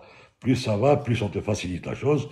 Mais il faut faire une interaction humain-machine pour comprendre d'abord le système, interagir avec lui et être prêt à le déconnecter si tu penses qu'il y a un problème. Parce qu'il peut y avoir un bug, il peut y avoir, la preuve, regarde ce qui se passe avec les GPS, il peut y avoir un bug, il peut y avoir ceci, et tout ça c'est prévu. C'est prévu par celui qui te crée cette machine pour te dire, in case of, voilà ce qu'il faut faire. In case of, voilà ce qu'il faut faire. Et chaque fois, il y a des doutes. C'est ça que quand vous regardez le manuel de vol d'un avion, eh ben, vous avez un truc, bon, maintenant qui est sous forme électronique, mais vous avez tout ça, toutes les courbes, tous les machins, tous les tableaux, tous les trucs, pour calculer au cas où, dans l'avion, les automatismes, tous les calculateurs se croiseraient les bras. Et si on veut être capable de faire ça, même si la probabilité d'occurrence d'une telle situation est très faible, eh ben, on a intérêt à savoir de quoi ça parle. Et c'est pour ça que on fait une formation de pilote de ligne, c'est justement de manière à être capable de faire en manuel tout ce que les ordinateurs font dans les avions. Voilà, pour comprendre comment ça marche. Sinon, je vais sauter encore une fois du coq à l'âne. Dans la population mondiale, est-ce que vous avez quelque part des enquêtes ou concernant les gens qui n'auraient pas pris l'avion dans le monde, de leur vie? Je n'ai pas ça qui sont en tête, mais je pense que ça existe. Hein. Il y en a qui n'ont jamais pris l'avion de leur vie, comme il y en a qui n'ont jamais passé de permis. Moi, je vais te donner un exemple. JB le connaît très bien. On est marié à des sœurs. Il est commandant de bord sur Type 7 au Qatar. Et ce gars-là, il n'a jamais passé de permis de conduire. Il n'a pas de permis de conduire. Il n'a jamais passé de conduire, par exemple. Bon, c'est comme les gens qui n'ont jamais pris d'avion. Il y en a qui n'ont jamais pris de train. Il y en a qui n'ont jamais pris de bateau. Oui, mais excuse-moi, Nordine. Moi, je parle de par leurs conditions, hein, de par leurs conditions, pas par rapport aux opportunités. Bon, ton ami n'a pas eu l'opportunité de passer le permis. Non, de par leurs conditions sociales. Ou il n'a pas voulu, par exemple. Oui, mais là, je parle de gens dans le monde qui n'auraient pas pris la voiture de par leurs conditions sociales. C'est la majorité, hein. La majorité de l'humanité n'est jamais montée en avion, hein. C'est clair. Donc, c'est majoritaire. C'est pas donné de voyager en avion aussi. Il faut croire que c'est quand même, ça coûte cher pour le commun. Mais bon, sur la population mondiale, on est quoi? On est 8 milliards et quelques, presque 9 milliards. Ben, je dirais que peut-être il doit y en avoir, allez, je vais dire une bêtise peut-être, 2 milliards peut-être qui ont déjà voyagé en avion, hein. Et d'autres pour X raisons. Ils n'ont pas eu l'occasion, pas d'argent, pas de ceci, pas de conditions, pas de... Ben, tu prends en Afrique déjà, il y a des gens qui n'ont jamais pris l'avion pour raisons sociales, hein. En Algérie, pareil, hein. En Espagne, pareil, en France, pareil. Et il y en a qui ne peuvent pas se Aussi, permettre. j'aurais cité le même chiffre, à peu près 2 milliards et demi de personnes qui prennent l'avion, et les autres, ils peuvent pas, hein. Je suis en train de regarder les statistiques. Entre 80 et 90% de la population mondiale n'a jamais pris l'avion. Tu vois? Énorme. C'est à peu Ouais, près ouais, correct. C'est ces zones-là. À peu près, je l'ai dit empiriquement, parce que c'est à peu près l'idée qu'on peut se faire. C'est comme ça, hein. Macha, vas-y, y a pas de, y a pas de désolé. Tu peux poser ta question. J'ai une question là. Vas-y, pose ta question. Excusez-moi Nordine, excusez-moi le guest, excusez-moi le chat, je reçois des coups de fil là, incessants. À lundi. Je vous Ok, souhaite vas-y, une, Vas-y, vas-y. tous une Inch'Allah, bonne bon soirée. week-end, Un bon Sarah. week-end à vous Ça aussi. marche. Merci. Ciao. À Ciao, lundi. ciao, ciao tout le monde. Ciao. On va pas tarder, tu vas le revoir à la fin au truc. Ouais, il n'y a pas de souci sur YouTube, il n'y a pas de souci. Euh, Bonsoir tout le monde. Bonsoir. Macha, vas-y, Ciao, bonsoir. pose ta question, Macha. Il n'y a pas à être désolé, tu peux poser la question, même si tu n'es pas du domaine, hein. C'est un live, justement, où on peut poser des questions, même quand on n'est pas du domaine. On attend ta question, Macha. Et dire, tu dis c'est énorme, mais c'est ça, hein. Tu peux faire la même chose pour toute chose, hein. Il y en a qui n'ont jamais mangé de viande. Quand vous regardez les statistiques du nombre de personnes de par le monde qui n'ont pas accès à l'eau courante, on ne parle pas de prendre d'avion, Exact. qui n'ont pas accès à l'eau courante, c'est dramatique le nombre de la population mondiale qui n'a pas accès à l'eau courante, c'est dramatique. Macha, donc, ta question est la suivante. Si le moteur s'arrête en haut, oui, les avions, en général, tous les avions ont deux moteurs, des commerciaux, je parle, en général. Maintenant, si tu parles des monomoteurs, ça c'est autre chose. Si le monomoteur perd son moteur, N, ce qu'on appelle N, c'est le nombre de moteurs, N-1 égale 0, il n'y aura plus de moteur, donc il va falloir se poser en rade, quelque part. Maintenant, si en l'air, dans un avion commercial, l'avion perd son moteur pour X raisons, pas de moteur, enfin, il stall, ce qu'on appelle, il tombe en panne, ou un Sevadama, il se désintègre, ou il prend feu, ou là, il y a toujours un deuxième. Et, et donc, de toute façon, tu n'as pas le choix. Tu ne peux pas sauter, puisque tu ne peux pas ouvrir d'abord la porte, à cause de la pression, donc tu ne pourras jamais ouvrir une porte. Et de deux, même si par inadvertance la porte s'ouvre, je te déconseille de sauter. Il vaut mieux rester dans la carlingue. Au moins, tu tomberas dans un truc consistant à l'arrivée. Je suis peut-être méchant à ce niveau-là, mais sans plus. Mais non, ne t'inquiète pas. S'il perd un moteur, il y a toujours le deuxième moteur. Et il y a même des avions qui ont 4 moteurs. Il y en a qui ont 3 moteurs. Maintenant, il y en a de moins en moins. Il y en a plus, je pense, là. Puis l'avion plane, hein, donc. Ouais, l'avion en plus, il plane. Je l'ai capté, bien interesting. Bon, allez. Enfin, combien de pourcentage que je peux mourir si je monte en avion? 50%. Non, tu as 100% de chance que tu ne peux pas mourir. Tu as peut-être, il y a une probabilité, le risque zéro n'existe pas. Il peut y avoir des problèmes. Mais ça ne veut pas dire que quand il y a problème, que c'est obligatoirement la mort assurée. Non. Il y a eu des cas où il y a eu des survivants, des trucs quand il y a une catastrophe grandiose. Et même comme ça, non. Mais c'est pas comme ça qu'il faut réfléchir. Il faut pas, avant de prendre l'avion, penser au pourcentage de survie. Sinon, personne ne prendrait l'avion. Même les 10% dont on parle, ils vont pas prendre l'avion. Non. Il faut prendre l'avion quand il y a un truc à faire et c'est tout. Macha, je l'ai dit à plusieurs reprises, et Nourdine a été comme... moi, personnellement, pendant ma carrière, j'ai eu 5 pannes moteur, Ouais. d'accord? Et je suis toujours vivant, et donc, vous voyez, Donc, votre question concernant les moteurs en panne, vous voyez qu'on en sort très bien. Bon, j'étais bien sûr sur des avions avec multimoteurs. J'étais avec des avions à 3 moteurs. Mais même, on perd un moteur, on ne se tue pas pour autant, hein, d'accord? Donc, ne vous inquiétez pas. Un avion, c'est quand même quelque chose de très sûr, hein. Et comment faire confiance à celui qui pilote? Eh ben, il faut que tu saches une chose. Il est fait de chair et d'os comme toi. Mais la différence par rapport à toi, c'est qu'il a fait une formation pour piloter cet avion. Et que c'est pas un fada, il va pas prendre un avion pour se casser la gueule. Il va faire son vol pour emmener justement les passagers qui ont fait confiance à sa compagnie ou à la compagnie qui ont ces billets-là, de les emmener d'un point A à un point B en toute sécurité. Et ça, il va de sa sécurité à lui en même temps, parce que lui, quand il va tout faire pour sauver sa peau et sauver celle des autres quand il y a un problème. Ceci dit, heureusement qu'il n'y a pas tout le temps des problèmes. Il peut y en avoir, mais c'est des problèmes gérables. Disons que chaque problème a sa solution. Et je dirais encore mieux, chaque solution a un problème.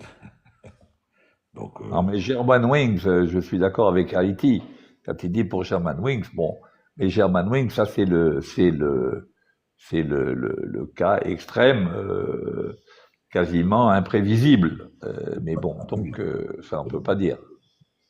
imprévisible. Mais ça maintenant, ça risque plus de se produire parce que maintenant on a pris justement des mesures pour empêcher que un pilote se trouve seul dans le cockpit. Voilà. S'il y en a un des deux qui sort, Et ça fait chaud, ça. il peut pas rester seul dans le cockpit. Voilà. Non seulement ça, mais aussi même dans le suivi des équipages, au niveau des visites. Maintenant, ils ont levé le secret professionnel. Parce que si un gars pose problème au niveau du visite médical, si on lui décèle quelque chose comme étant un gars qui perd la boule à un moment donné pour X raisons, pour problème personnel ou professionnel ou familial ou là, il est tout de suite mis à l'écart. Il est débarqué. Il est débarqué directement. Maintenant, ça a changé. Et bon, je dirais pas heureusement qu'il y a eu ça, mais le gars qui fait pilote, il fait pas pilote pour être suicidaire. C'est que ce En tout cas, gars-là, on a tiré les conclusions. On a tiré les conclusions de ce qu'il fallait tirer par rapport à ce crash de Germanwings, c'est clair. bah, ça qui revient toujours. Il dit, chauffeur, s'il a un problème avec sa copine, et il a été perturbé un peu, il peut me tuer. Non, non, non, non. Je pense qu'à ce niveau-là, non. Non, non, c'est un peu trop gros. S'il a un problème avec sa copine, il va le régler, ou bien il va l'abandonner, ou bien il va le laisser tomber, ou bien ils vont s'entendre entre eux. Ça, Nous, on nous apprend, quand on fait notre formation de pilote, là, je rigole, hein, on nous apprend une de perdue, 10 de retrouvée. Ne tuez pas les passagers à cause d'une. voilà. J'y vais, je pense qu'on va mettre fin On va retourner à une activité normale. Ouais. Ok. Allez, bonne soirée Allez. tout le monde. Hasta luego. Hasta luego. Ciao. Ciao. Salut. Ciao, ciao. Non.